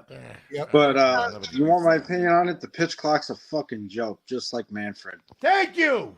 Thank you. Yeah. And it's not the clock itself. Here's the thing. All right. I'm sorry. I'm gonna start screaming because I'm really angry right now. And sorry, I know, but I'm angry about this. You know something? Fucking look. All right. You're chasing velo, you're chasing spin, all these guys. It's the maximum amount of torque you can put on your elbow, right? Right? Now, let's give you 12 seconds to not recover. So these guys are all getting. How do people not see this? I'm the asshole on Twitter for saying this, by the way. Look at all the Tommy I'm the Johns. jerk. Yeah, in the last 3 days, And everybody's we've like, had well, no. 4 pitchers go down to Tommy Somebody John. somebody did say, oh, there's no data to back up what you're saying. Really? Yeah, it's my eyes of watch? watching years of Just baseball. watch? Oh, God almighty. Sorry. Anyway, hi, guys. It's a pleasure to be here. Hi, Lynn. Hi, everyone. It's a pleasure to be here, guys. I'm sorry. I was a little verklempt. I don't know. That's okay. You're in a safe space. It's all right. We're all now, fired up. Chris. Yes. You're in a safe. You're amongst Let's do it. family now. You're I know. I'm safe. saying that was like Christmas for me. I had to scream at you guys. I'm sorry. It's not. Well, what would be an Wait, Italian another one. Christmas now? Oh, this was even better. This was even better. Asshole, watch baseball. Oh, I'm gonna Fuck have your me phone. some Oh, fun yeah. at 8 o'clock. I can't wait to go in and be a warrior for you, Chris. Jesus. That- No, it's all right. I'll be These ready. people. These are the people who think. These are the people who think less baseball is better. You know Yeah, what I mean? exactly. It's the short Yeah. attention span, people. Yeah, and the fact that Manfred's going to retire in 29 is a little too long for me. It's 5 That's years right. too late, Guess she's brother. taking over. Jerry, it's 5 years too late. 5 years too late.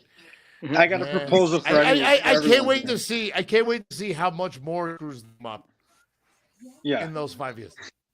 I got a proposal for everyone.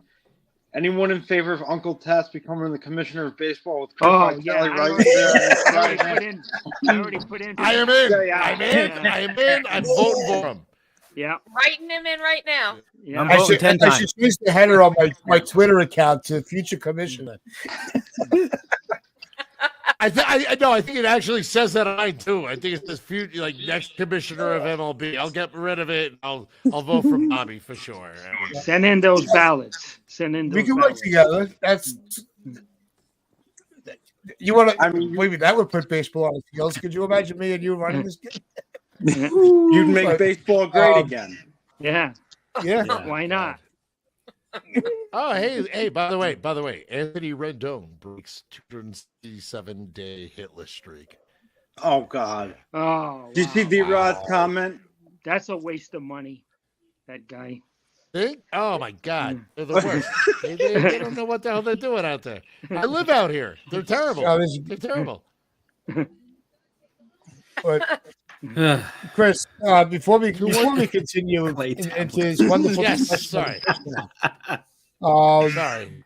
Again, I'm sorry. Wow, Brad. I came in kicking doors down. I'm really sorry. about yeah, that. you're all good. It was not let my everybody intent, know that bro. doesn't It's not know, my intent. Tell everybody about Ball 9. I don't know what it does. It's something about baseball, I think.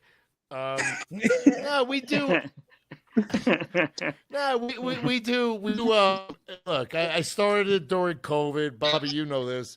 It turned into a little bit of something, which I don't know what the hell I'm doing. But I did John Flaherty on this week. He came on the show. We did a Wow. we do a show called Totally Baseless. I talked to Flash is great, by the way. He's like. He also thinks Anthony Volpe should be leading off, and Austin Wells should be the starting catcher, but we'll get into that. Yeah, I agree. I agree. I agree. He's so good. So he came on. I'm kind of like I don't know how to say this in a nice way, but it's almost like a Debbie Does Dallas through the Yes Network. That's kind of what I'm doing. I don't. It's like I just did a story on John J. Filippelli. You hear his name every game. So I think they're just like we're not quite John Boy, but we're getting the retired guy, so it's nice. Yeah. Did I go away? Yeah. Yeah, I don't know. I don't know what the hell I'm doing. Let's be honest. I don't know what I'm doing. But yeah, ball9.com. You don't put the number 9 in because it's a Chinese website and it's weird and they're trying to sell it to me. Just saying. Yeah, now some Chinese guy's like, oh, hero. He's like, oh, hero, ball 9. Oh, yes, a ball 9. Whatever. No, I love you guys. It's a pleasure to be here. I love Lynn. I love Bobby. And I love seeing you guys too, man. It's always a pleasure. And I don't know what the hell I'm doing. And I'm here hanging with you. So, I don't know. But Chris, that makes Ball it all 9 has better. something to do with baseball. I don't know. See, you could always tell, like, the original, like, the OG friends. Because, not many people call me Bobby anymore. Like, that's how far Oh, you're back not the- Bobby anymore? Shit. What?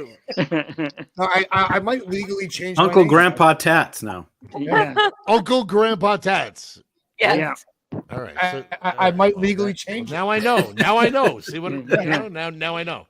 Oh, you like Chad Ochocinco? Where you change? Yeah. He hates me. Yeah, this final hour of the fundraiser is going to be something else. I know this right now. Wait a But- second. Oh, by the way, Let me set the record Lynn, straight. please Go do. ahead. Lynn, I'm sorry. Yeah, sorry, Lynn. This is your show, and I just. No, Go ahead, Lynn. it's smell our weird. show. It's our show. But, there's people listening that might not know that you talk tongue in cheek all the time. And let me tell you something. Mostly, this man yeah. right here, Christopher. Oh my God. Frozen? Nobody calls me Christopher unless I'm in trouble. What do I do? Exactly. That's like my second I'm grade about to go- teacher. I'm about to go back Oh my to God. one What did I do? confirmation Oh name God. What did I do? on your ass. Your mom does. Your mom does. What did I do? Seriously, Oh God. seriously, Oh this- jeez. What did I do? Let me talk about you for a minute. Me? Yeah, and the empire you Okay. built, and so that people Empire? understand that an empire, not an umpire, an empire. I do enjoy some umpires. We just had Dale Scott, who If you're God, not gonna let me if you do go to this, Ball you're 9, gonna keep talking Oh, over all right, me go ahead. because I'll talk over you, and then no one's gonna hear nothing. Okay, Lynn. The I'm gonna pledge money, I'm and gonna the shut up, program Lynn. shit. Lynn, Okay, so listen. I'm out. Ball9 tweets is the handle. Ball9.com. The word, not the site that will redirect you to Temu, has articles that you're going to want to read. It has podcasts, multiple, that's plural. And I'll have you know, Christopher That's Vitale, funny. I keep saying it. Yes, sorry. If your ears were burning, it's because we chatted up your new show, not once, but twice. I don't know, in the 12th hour or the 15th hour of this, because we were What show? I have a show? your new one, your new Tuesday thing, and the Flash episode, because we talked Oh, about totally the whole baseless. catcher, Yeah. the whole catcher thing with the one knee down. We talked about it at Thank length. you. And I'm an so- ex-catcher, Lynn, and so that hit very close to my heart. I'm an ex-catcher, and so that was, so getting to talk to Flash was really cool, especially because most of the shows I do are with pitchers, and the funny thing was, before we hit record, Flash, I told Flash, I'm like, bro, I do a show with like 4 MLB lefties. And Flash just said, "What the fuck is wrong with you?" And so I was like, "Okay, well, there you go." So yeah, I don't know what I'm doing. I don't know. I have no idea, to be honest, Lynn. I have no clue why these baseball people like talking to me, but they do. So screw it. I mean, I'm just You gonna got a keep je going, ne sais I guess. quoi. I don't know. Yeah. Is that what it is? Yes. Certain je ne Yeah. sais quoi. You're going to be selling cologne on ball9.com soon. Yes. Oh, it's cologne. Yes, I will be selling very old Dracar that I have from high school in the garage still, You freaking somewhere in a talk duffel about the bag. show because it was a great episode, and break it down about the catcher stuff because that was really interesting. Well, look, again, I'm an ex-catcher. I didn't make it past college because I wasn't that good, obviously. But the thing is, like, okay, as a catcher, I watch baseball from a catcher's point of view. I always have, I always will. I had a couple of people over here last night with the Angels game on, and I said, watch this. He's going to put inside, and he's going to miss his spot, and he's going to hit a fucking home run. That's exactly what happened. So I watch it like that, and I love seeing catchers, and I love Austin Wells, by the way. I mean, that's my guy right there. I mean, Austin Wells is going to be the star for this for a while. I look at baseball from that lens, and I loved having Flash on because we got to bullshit, and we just I have my notes. Actually, my notes are still right here. Here's my notes. Boom. Flash. They'll be in a Those are my museum notes. someday. Yeah. And after the first question, I just threw it out. I stopped because That's kind of show. Because sometimes when you talk to these guys and you just kind of make a little connection and you're talking baseball, I mean, I had Rick Cerrone on, catcher from the '80s. I mean, I love talking to catchers, but when I talk to these guys, it's like, I had Roy White on not long ago. It's like a really, really cool. I love talking to these guys, and as a Yankee fan, I'm lucky enough to, I don't know how, but I do. I'm lucky enough to talk to these guys and really talk baseball with people that I grew up watching, and then getting to talk like with Flash about, catching and one knee down. I don't like the one knee down thing. Sorry. Remember Tony Pena was a catcher for the Yankees. I know you guys remember he was there. I do remember. Yeah. He's the only guy you can do one knee down with, I think. But we started talking about that because, your lateral movement and blocking a ball in the dirt. And I love what Flash said. He's like, I'm not talking about Mike Mussina yanking a ball feet out. He's like, I'm talking about right in the dirt. Any catcher should be able to catch it. And just talking like two guys sitting at a bar, having beers, talking baseball, man, it's the coolest thing in the world to me. And I'm a lucky guy to be able to do it, man, for sure. Yeah, and I couldn't think of anything else when that ball was bobbled at home plate by Trevino, whose knee was down, facing the third base line. Yeah, there it was. And there's no way that it wouldn't have been a tag if he had been in a proper position. You sent me a message about that, and I was like, I did. That's right. We talked. We had No.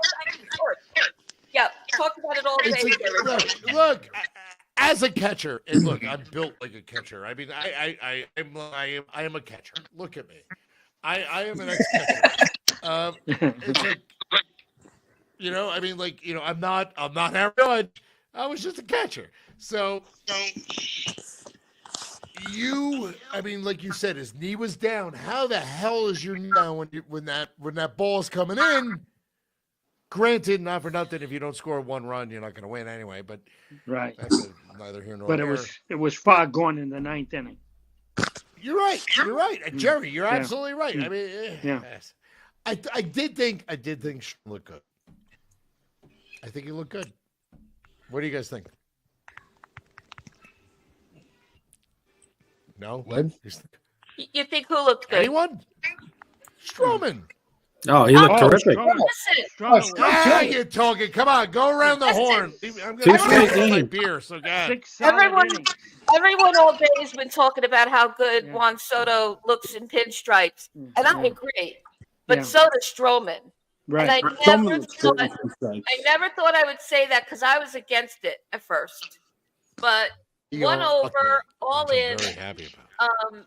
and he was robbed. He was robbed Mm. because with the right guys behind him Yes, doing the well. right thing at the plate, then he would be having the W on this. But and we've seen it twice from him, and he's gonna have bad days like everyone You're else. right. But You're right. You're right. Beautiful game. Can I ask a question? Just because since I know I'm a terrible guest, so I'm going to ask you a question. I just did an episode of our show, High Anxiety, today, and we were just screaming after a loss. That's the worst thing you could do is do a show after a loss, even if they're like they only lost 2. But all right, here's my question to you guys. What the hell do you do with Stanton? I'm going to hang up and listen. We've been talking about him. You know what? this whole Let's get session. Mazza and TC. Let's get their takes on Stanton real quick. What like what Chris said? What do you do with Stanton? What do you do? Put him on the bench. You give him the Jacoby Ellsbury treatment. You $30 million. You give him the Jacoby Ellsbury treatment. He's not. Phantom living IL. up. I mean, Give he him doesn't look like, Ellsbury. I like that. No, I it like doesn't that. look like he can catch up to the fastball anymore. Like, I get it. He slimmed down, and that's good, but he can't get around on pitches. He's late, and if you watch his hands aren't. His hands don't fluently move through the zone. You nailed it. They You nailed it. drift. You nailed it. Yeah. They drift. His hands drift. Look He at the doesn't get outside. any- pitch How the when it hell? goes out. How the hell does he not lay off of that slider down and away? Yeah, I have no idea. He's a sucker. He's a sucker for that. But his hands Jerry, drift, you're right. Yes, big time. Jerry is right, and big time through Yep. on that one. Absolutely. and he can't get around on it. He doesn't get enough power into it. And I hate to say it, but the injuries derailed his career. So now he's trying to overcompensate did. for everything by having his hands drift, and that's why he's not getting into any punch into the ball.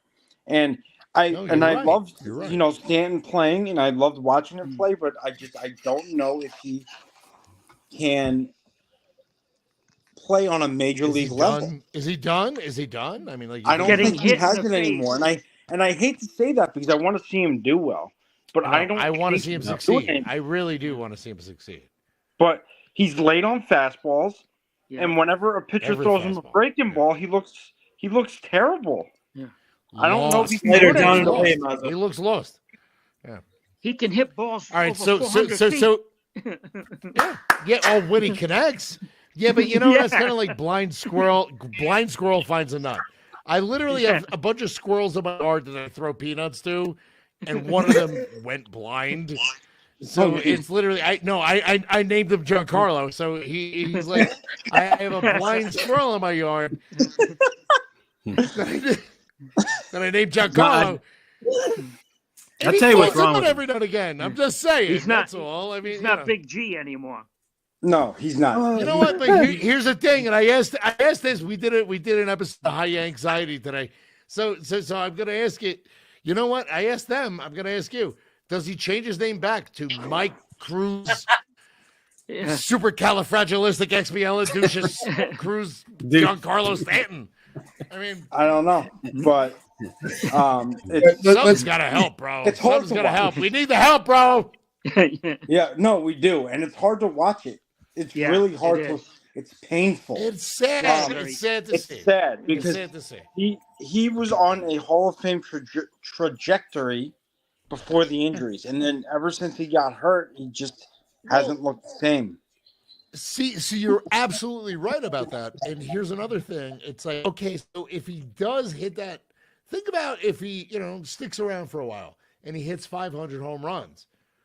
Is that an automatic Hall of Fame bid for a guy like Stanton? I'm going to hang up and listen again. Let's go around the horn. Sorry. I know this is not my show, but I ask these damn questions. Hey, I'm sorry. Yeah, He's gonna hit you're it. like the Roddy Piper of the show. Because you just Gonna hit hit me. it in the gap, and then Yeah. he's gonna I get am it. wearing a Piper's kilt. By the way, Bobby, I am wearing a kilt underneath, but I'm not going to show you. I Show expect nothing else us. from you. Show us. Okay. Yeah. But no, DC, what do you think about that? Do you think if he got to that home run mark, does that merit him for the discussion of the Hall of Fame? 500 Yeah, home before- runs? What do you Well, think? before I do that, Clark Schmidt just got out of a leadoff double and didn't give up a Oh, run shit. the first inning. So I forgot. good props for to him. him. So Great we got score. Glaber leading off. But no, as far as Thank you Stanton for goes, reminding me about that, brother. yes, turn it on. As far as Stanton goes, got the remote. I'm going to It's say happening. he's just simply guessing. That's all he's doing. Yeah. That's why he looks so bad. Yeah, That's he's all, a guess that's all hitter he's right doing. now, isn't He's he? guessing at every Right? pitch. You can see it. You think he's When just he sitting chases that, fastball? He You think doesn't he's just just comfortable. fastball the whole time? exactly, and Yeah. he's He looks that's why he's silly. missing You're right. everything. You're right. Because he's You're right. You're right. he looks silly because he's He late, does. way late because he's expecting a curve. It's a fastball. Yeah. The pitchers So- know they got him. So you- he's always in an 0-2 hole. Every time I see him, he's Yeah. 0-2. Every time. Every at Every bat. He's late on Every everything. at bat, he's 0-2. And Yeah, then he's all of gonna a hit it. sudden, what do? Yeah, he can't be clean up. He's got to move down the lineup or be I platoon. was one of the worst He can't pitchers be in the every day. entire He can't be world. everyday player. You know what? You know what? I throw a breaker ball down and away. You're striking him out. You know what I mean? It's you can't do that. Easy. He's gonna hit a double in the gap, And I like and then the he's guy. gonna get injured at second base, and he'll be out of the line. Oh, you think what he's running, Jerry? He's gonna. Yes. No, I know. Yeah. Yeah. I think you're Yeah. right. I think you're right. Yeah. You wait. You'll see. These freaking guys. I don't know. Maybe they need You'll to see. play him in right field one day and, Oh. and just give Oh, him a Juan shot. Soto's and up. See what happens. Yep. But Soto's up. Donald, let's wake you up a little bit. What's up, Donald? This whole thing with Stanton. What What? we've Stanton? talked about it multiple times throughout the shows and everything, but really, what is there a clear resolution to this whole thing aside from just eating the money and I benching don't them? think so. No, I don't think so. Miami won't take him back, right? Miami won't take him You back. can't bench him. You can't bench him. Nope. Donald, Why not? you can't trade him. He's got a no trade clause. But Donald, what do we do? Move him down in the order. I think is. Give us the answer. What do I you said say? move him down in the order. I think is the best start. Should move him down in the order. Take the pressure off him a little bit. No, I like But- that. That's a really smart. That's a smart. But then, I mean, they need to address the massive hole in his swing, which is the fact that he can't do the Donald, slider. hey. Uh-uh. What? Yeah, you can't deal with Oh the, my god. you can't deal with sliders low and away. That's his for trick. sure. That's for sure. That's it. That's his massive hole in the swing. Slider low and away, and he just keeps swinging at it. Like he's Oh, getting. this is Yeah. terrible. There you go, 3 Soto. feet Another away. 3-2 count. Oh, that's a foot. shocker. Oh. Always 3-2 count. Always. You Oh, should that's hear the Pete. by the way, guys. I'm sorry. By the way, I actually just checked Twitter, which was a really bad idea. And Who cursed you no, out I got my this time? first clown. I got my first clown face. For it says Red Sox critic. Red Sox critic? Of course it Really? is. Like, I really worried about this all. Sorry. There we go. Anyways, Tats, I'm gonna jump off. But before I go, I do want to just promote the show that NFE and I are starting up, if I can. Go ahead. Oh, All right. okay. So NFE and I are starting a show called "Kick Rocks and Get Bent." What? Kick Rocks. That's a great name of a show, man. That's a How'd good you name. come up with that? How'd you come up with that name? because his catchphrase name. is "kick That's a good rocks" name. and mine is "get bent." Oh, okay. That's a gonna good be name, how. dude. That's a really good name. I like Yeah, that. no, I thought you would like that, Chris. But yeah, we are going to be starting that up soon, so stay tuned for that. It's going to be a blast. I'm actually awesome, dude. I'm Oh my going to look God. forward to that. I'm actually looking very much forward to that. But it's going to be taking. We're going to premiere May 28th, so it's going to be a show about like baseball and all that, folled by. There he is.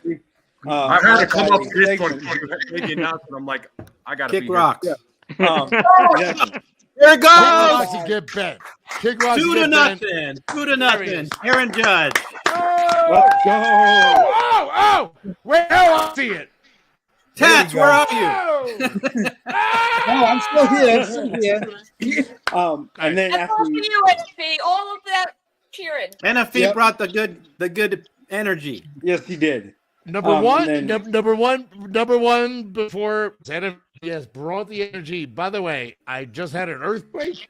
Aaron Judge just hit a home run. I thought I was like had like a weird diarrhea thing going on, but no, it was an actual earthquake because I live in California. It's like But yeah. all of a sudden everything was like, oh, and Aaron Judge hit a home run. I'm like, okay, this is great. Like, what? I was Anyway, going to say, what are hi, the odds guys. of 2 earthquakes on the channel in 2 days? Exactly. But stay tuned for that. We've been getting a lot of them out here, dude. No, it's like the big one's gonna happen. And the thing is, coming back to New York on Monday. So if everything fucks up here, I don't care. There you go. So But, is it going to be I'll about be in New York Yankees all or week. is I'll be it in New about York all like week. anything sports It's gonna related, be- a variety show, It'll be about comedy? Yankees and baseball with a comedic twist to it. Okay. And then That's all. towards the end, we're going to do a segment called, obviously, Kick Rocks and Get Bent. And that's where we're going to talk about things or make a list of different topics. I want the kick rocks to get bent. God damn, dude, that's a great idea. I love that. It's one of those. Why didn't I think of that? You know what it was? And then, Like when I found that segment- the Yanks Morning Brew, like I drink coffee all day long. I'm like, why didn't I think of that? Yeah. Oh, speaking of which, I didn't call. And then towards the end, we're going to Chad come made up with me a a list shirt. of different topics where we will decide if they need to kick rocks and get bent or if they can stay. I like this. Okay. Yeah. I like it. Uncle Tass's wife made me a T-shirt that says the strike zone on the front. Uh-oh, Stanton. Oh my God, Stanton!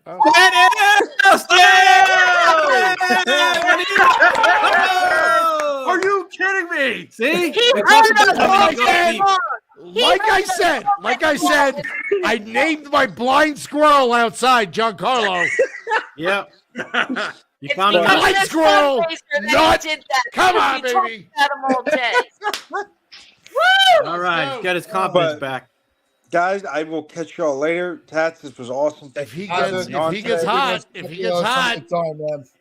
I'll talk to you And I later. will catch y'all later. This is All free. That was a right, wall guys, scraper. Bobby. By the way, Bobby, what do you, Bobby, what are you doing Wednesday? Wednesday? Work it. What do you Yeah. mean? What do you got going on? Night? You working Wednesday night? What do you got going on? You know what? After this, give me a call. Birthday in a suite at Yankee Stadium. I got one ticket. It's Lynn or you. All right. So you guys Yeah, call me after the show. Now I know where I got stand. one ticket left. No, No, it's no, gonna no, be me, call me after the Sheeran show. from Yes. Ricky Ricardo's coming. It's gonna be a shit show. No, I'm Call it turning sick, 50, Daddy. and I'm Yeah, call me probably call me gonna after. die that night. I'm probably gonna die that night. That's all. Yeah. So That's what do you- calling sick. I'll Call it in. carry you out. Call me after. I gotta go. I gotta. Yeah. By the way, hold on. But Lynn, love this idea. Pinstripes for Parkinson's. I would love to make a plug if that's okay. If I may. Absolutely. Sure. Now that I I've know that done I'm work- second, you know, Are I'd you be the challenging runner-up this? for. No. You guys just have to arm wrestle for it. It's fine. You know. What do you guys? What do you else? guys? Go ahead and plug. I forgot you lived up there. Jesus, I live in California. What the hell do I know? Here's the. coming I back from it, did Chris. an interview. Oh, I'm trying. It's not working well. Plug Um, away. I would like to plug Dave Parker, number 39 of the, Dave Parker. It's fucking Dave Parker, the Cobra. He was number 39, Pittsburgh Pirates, best throw you're ever going to see from right field. Oh yeah. I did a show with him the other day, and I was speaking with his wife, and Dave has Parkinson's, and it's really kind of hitting him hard, and he's a borderline Hall of Famer, but he's a great guy. So the Dave Parker 39 Foundation is also part of Parkinson's, and it is a Parkinson's fundraiser. I'm sorry to plug it, but Dave Parker's pretty awesome, and he's just such a good dude, and he's like kind of the crazy thing about Dave Parker was like, yeah, he didn't get into the Hall of Fame because he really liked cocaine, so who didn't back then? But he's just a great guy. Dave Parker 39 Foundation. It's a couple of shirts, blah blah blah. I'm doing some work with them, and it is for Parkinson's, and he's a great guy. And if somebody wants to check it out, check it out. I don't give a shit. Definitely. I'm an asshole, so whatever. That's all. No, that's awesome. Wait a second. Hold on. Doogie dog in the doghouse. I got 2 tickets. All right, I'll talk to you. Call me after. God bless. You guys are doing a good job. Great talking to you guys. Yep. Don, pleasure to see you. All you guys. Thank you. Thanks for stopping by, Chris. Keep up the good work. Chris, appreciate you. I'll see you guys soon, all right? You guys are doing a great job. I'll see you. All right. Love you guys. Yeah. Love you too, I gotta go pee. Love you, Matt. All right, go. Hey, later, guys. Oh God, I don't know how to get out. Yeah. Hey, Tats, I gotta jump out real quick too. I got you. Appreciate you having me on, Lynn. Lynn, salute to you. Thanks staying so on much. all this time. Donald, so you guys much. at Pinstripes. I mean, it's early for me. I try to get on and see you guys every day, but sometimes it's 7 a.m. for me. So, but you guys are doing a great job over there. I can't say it enough. NFE, keep up your great work. We love you on the show as well. And Dad, I'll talk to you later.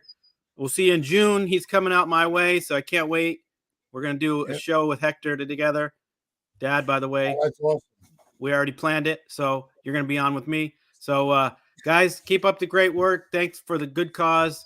Thanks for the support. Gonna donate here in a second. But guys, love you guys, and so appreciate you. Salute, TC.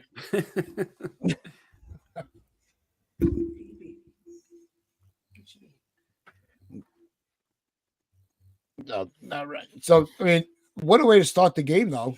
Yep. Yeah, baby. Awesome way. Yep. But real talk, Tats, for a second. Real talk. There's 25 minutes left to this fundraiser. Yeah. So let's end out strong. If you're listening and you can spare a buck or two to buy, the Q code's up there. You could super chat, or I'm going to post the link to the World Parkinson's Coalition. That's our recipient for this benefit. So as we wind down, just want to thank everyone. And this chat's been riding with us. I could tell you a lot of them, most of them since 8 o'clock this morning also. Yeah. So they rode this marathon all the way through with us. So big salute, to everyone in the chat that did that with us. Okay, thank you. Yeah, between the coffees, the super chats, and the direct donations, we have reached, we have gotten over that $500 mark. So thanks to everybody that really just put their their donations in. It doesn't go unnoticed for the great cause. But so, I mean, I know what, when you ever have Chris Vitale around and go, you talk about off the rails, NFE. I mean, he's the goat. But No, I could tell. I was listening in the back, and I'm like, yeah, this guy is a bit of a whack job. He was yeah. He actually, in the early days of the Pinstripe Express, he was on with Mazza and I. Oh, And yeah, he's awesome. He's just a really good guy. yeah, for He sure. fits right in with all of us. But he does have a way of taking the train in a whole different direction. Yeah, I mean, I can't wait for the show that Mazda and I are gonna do for that's gonna be our new thing. So it's gonna be a lot of That fun. sounds excellent. I want to be there for that. When are you starting? When's the first episode? It'll be in May. It'll be towards the end of May. What was the date we agreed? I think first episode is May 28th. Okay, and is that a weekday, weeknight? It's a Tuesday. It should be. I think it'll be in the evening. Flint. Okay, Yeah. that's great. So. I Yeah. have to take my lunch at 10 a.m. if I want to see these guys. I also go live on Tuesdays and Thursdays at 10 a.m.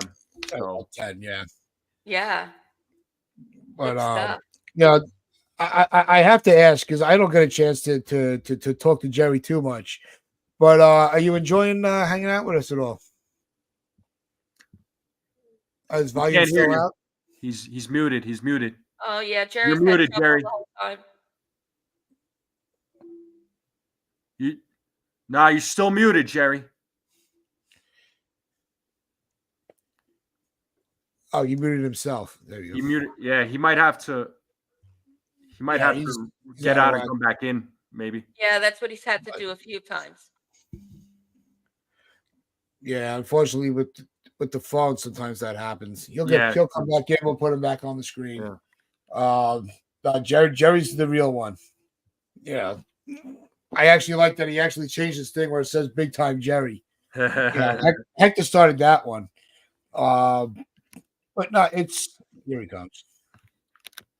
There he's gone. But what are we looking? I was thinking about. I don't know. It's it's still early in the game, but with the leadoff double, getting out of that inning, what are we thinking about Schmidt right now?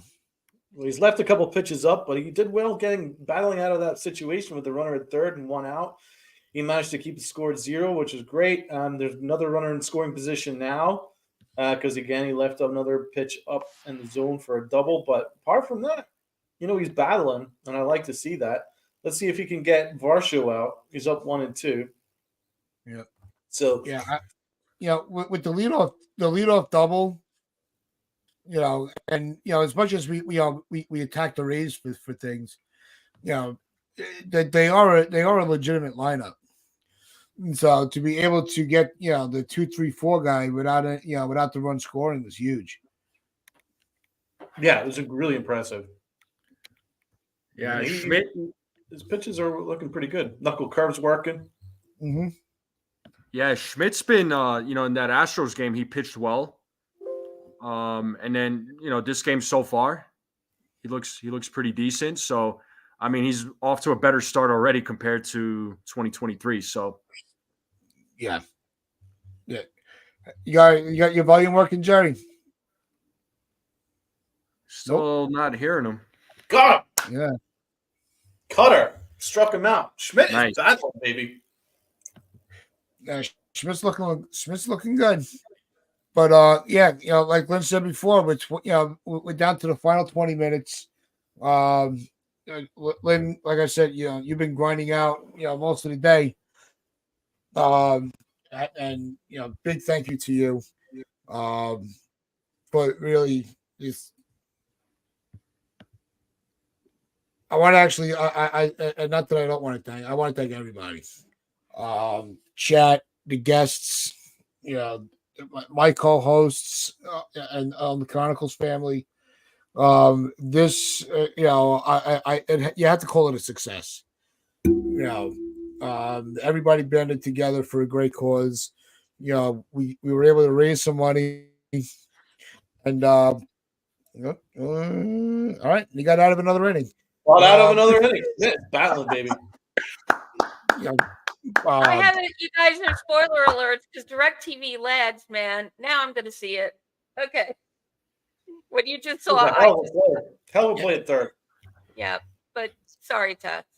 Yeah. No, and we just that there, just because, like I said before, just because the stream will end, doesn't mean to stop giving.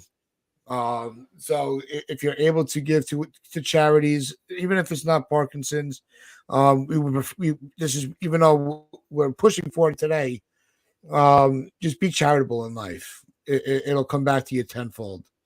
Always give when you can, even if it's just simple. You see somebody stuck, they're scrounging for that quarter at the register. If you have it in your pocket, help them out. It never hurts to do something good. So always push for that. And you can always donate. Even after the show, if you want to send us, anything through Buy Me a Coffee, just let me know in there, because I'll see it. Just let me know that it's for the charity, so I know to make sure that it goes to the charity. And it's everything will go. As I said, we've put our time together today.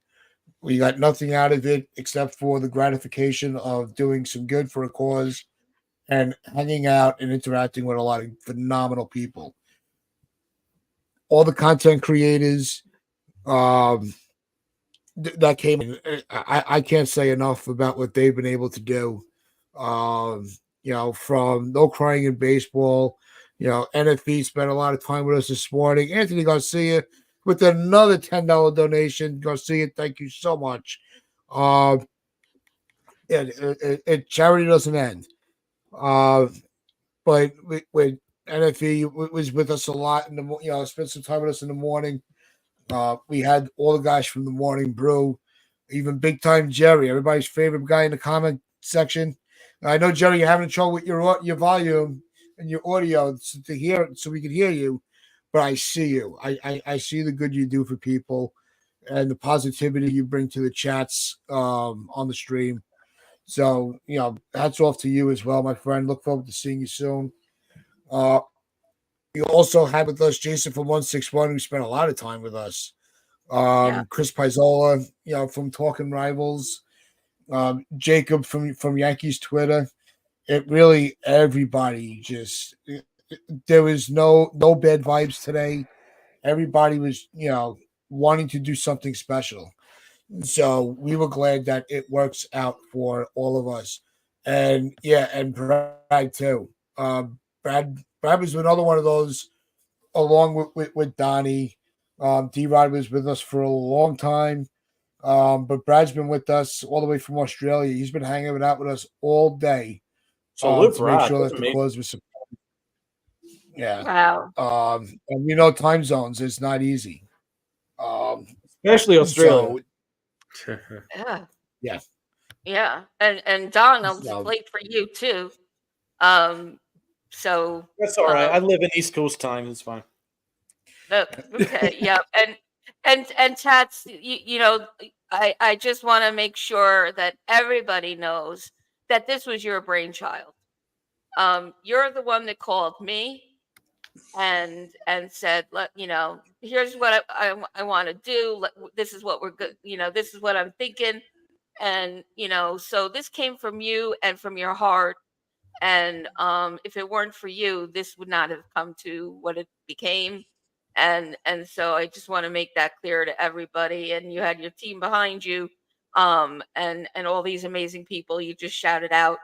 But thank you for that heart you have, because it made a hell of a difference today. Thank you. I think the other thank you that has to go out is there's two more people, two more groups. And this is also for a lot of the content creators, the spouses, that really, it's their sacrifice for their time as well. Especially when we're sitting here all day. So they're the ones that are making sure that everything is taken care of behind the scenes, helping us out. Bringing us water or a cup of coffee. Um, so to the spouses, they can't be thanked enough because they do it for and a lot of the content creators that are in relationships. It's a sacrifice for them too. I know with Pete Simonetti, he was on with us earlier with Jira. The two of them, I don't think anybody does it better than they do. And then most importantly, Chris and Pete. The battle they've had to go through is unexplainable. It's something that really needs to. I'm glad that they chose the organization that they did because it's so widespread, like they were talking about. And it is a reminder, Parkinson, there's no cure. There's nothing that can stop it. There's no preventive. There's nothing to prevent it. This is, when we reached out to, when I reached out to Chris, that we were putting this together, once we started really getting everything in motion, because the last thing I ever want to do is give somebody's hopes up when they're going through a bad time. And everything really came together, and it was very heartwarming to be able to really lift somebody's spirits that are going through a bad time. So, Chris and Pete, this is not the end of us giving to you guys. This is a family. Reach out, call, text, DM, smoke screen, smoke signals, whatever it may be. We are all here for you. We're here to make sure that what you're going through is supported. So even past these days, continue to fight. Right? And it's a good fight you're giving. So just please continue that. I'll be talking to you constantly to make sure you guys are okay. And if there's anything in addition that we can do to help them out, we'll always be there. And so I think I got all the thank yous and acknowledgments out of the way. If I forgot anybody, just let me know because it would not be a shock if I did. So I don't know, Donald, if you have anything to add. I think Donald. Oh, there you are. I thought he fell asleep. Yeah. Oh, I'm watching the Yankee game. Yep. No, you covered it all, man. No, as far as like with the the thoughts on the fundraiser, the people that gave, the people that is helping, You're all the best. Everyone's the best. Everyone's donated all their time. It's incredible work. And to put the kind of money that you've put together for such a great cause is credit to everyone that's taken part today. So salute to all of you. Yep. You too. You were there at the beginning, Donald. You were here for the start of all this morning. So Nothing thank to do you. with me, but I'm just very, very proud of everything that everyone's put together. And I do echo Lynn's sentiments. Uncle Tats has got the biggest heart you'll ever know. He's as loyal friend as you can get, and it's really not easy to put this thing together. And he did so. So he'll give a shirt off your back as Uncle Tats. So you're not gonna get a better friend than him. I'll just trust me on that. Well, Yep. I mean, that's like I was saying, it's very easy to just look away. You're like, all right, not my problem. And I'll call you. You always get that. That saying. If you need anything, just call me. Call me.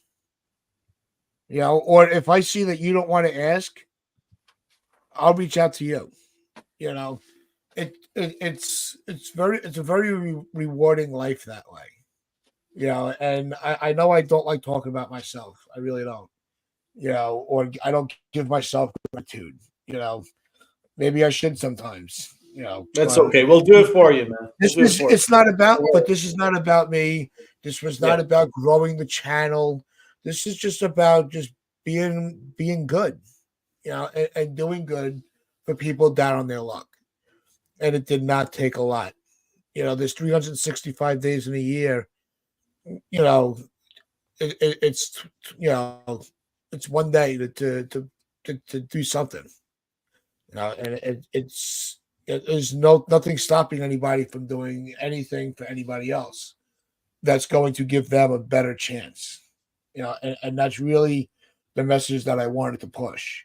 This is about, you know, helping people that cannot help themselves, or, you know, have gotten to that point that, you know, their support system needs help as well. You know, to recap some of the things that we talked about earlier this morning. You know, they don't have there's no resource for the mental health aspect of it. You know, what the spouses and the families deal with while trying to care for somebody with this debilitating disease. You know, it's fundraisers like this, it's donations to them that really increase the chances of that becoming more of a reality. So, again, to everybody that did to donate, I'm going to thank you probably about 10 more times before we sign off. But You know, I think you know, these kind of times you appreciate what you have and appreciate the people around you, and appreciate the life's a gift, and you know, you're not promised that you're going to be healthy the next day. So it's like these kind of moments, and the fact that we were able to sit and talk Yankees and hang out with our friends and stuff like that for 12 hours. A lot of people would beg to have that opportunity. So we're all kind of blessed. So, you know, it's these kind of moments that you appreciate, you know, your you know, what you have around you, and your friends and your family and your health, etc. So, you know, you just can't take that for granted. You know, I've suffered some loss. I've suffered a lot of loss in my life. I think everyone has at some point. And the mental health aspect to that is difficult, but you know, and to bring it back to this, yeah, it must have been a shocking thing for Pete to have that diagnosis. But you know, speaking to him this morning, he tries to live every day as he can, and live every day normally, which is a huge testament to him, because you know, a lot of people would maybe not do as well in those circumstances. So salute to those who have whatever's going on behind the scenes, you know, whatever illness, whatever problem, whatever. Just salute to all you guys, and just stay positive. Try and live every day as you can. It's my little advice. Yep, 100%. Yep, and really good points. No, nothing is promised from 1 minute to the next. Nothing is promised. So, but everyone could walk away from this knowing that they did for good today, and that means a lot, and it'll come back to you. Yep. And just it's an 0-2 count now from what I see, but the bases are loaded with nobody out for the Yankees. So the Yankees are killing it today. There we go. You see, 1-2. It's They're- already they're- coming back to us. They're gonna win tonight. Yep. They're- It's called it's karma. That's all. Yeah. That's what it's about. By the way, that jacket that Aaron Boone wears in the dugout, that's a hot jacket. I might have to go and get that. That's a cool ass jacket. I like it. That Yankee jacket that Boone wears in the dugout, I think it's cool. No, I know. They got I his haven't wing back. really taken a closer look. very pure, guys. Very pure shoe. Hopefully, he's not playing with his nose when they go back to the camera. Yep. But if you do get a chance, not No, even he's just facing. my final words on this. and then we're going to sign off for the final segment. But check out the World Parkinson's Coalition website. It's not just about the donation button that we've been talking about, but it's also, you know, all the stories, you know, the programs that it's helping. You know, it's one thing to go in, and it's a great thing when you go and you just, you know, you donate and then you log off. To, you know, take a minute or two, you know, and just look at what they're doing it for. And even then, it'll make you feel just a little bit better inside, for who it is helping. And so, Cold Italian Pizza, thank you. I actually had a slice earlier today, really quick. And I said, I'm like, where is he? But a great show for a great cause. My brother has battled Parkinson's for 7 years. Wow. I wish I would have known in the beginning. We would have said something for you on behalf of your brother. But yeah, it's not easy. So you know, when we talk about how urgent it is to, you know, to put things together, to bring awareness to it, you know, it's like I said, there's no warning signs, there's no cure. Uh, so on behalf of Chris and Pete Northrup, this has been the Pinstripes for Parkinson's Foundation. I am Uncle Tats, and I was joined today with Lynn, my morning co-host Donald and Rob. I love all of them. Everybody that's joined up, Jerry. I know your volume went out on us, but I know that you were having fun hanging out with everybody. So NFE, your family as well. Everybody in the chat, stay well, stay healthy. Go get checked. You know, go to the doctor. Don't ignore the headache. Don't ignore that little ache, because you never know what it could turn into. And always, like we said, always give back. All right. So, and you said, wear your pinstripes, your pride, and play hard. Good night, everybody. Thank you. Right.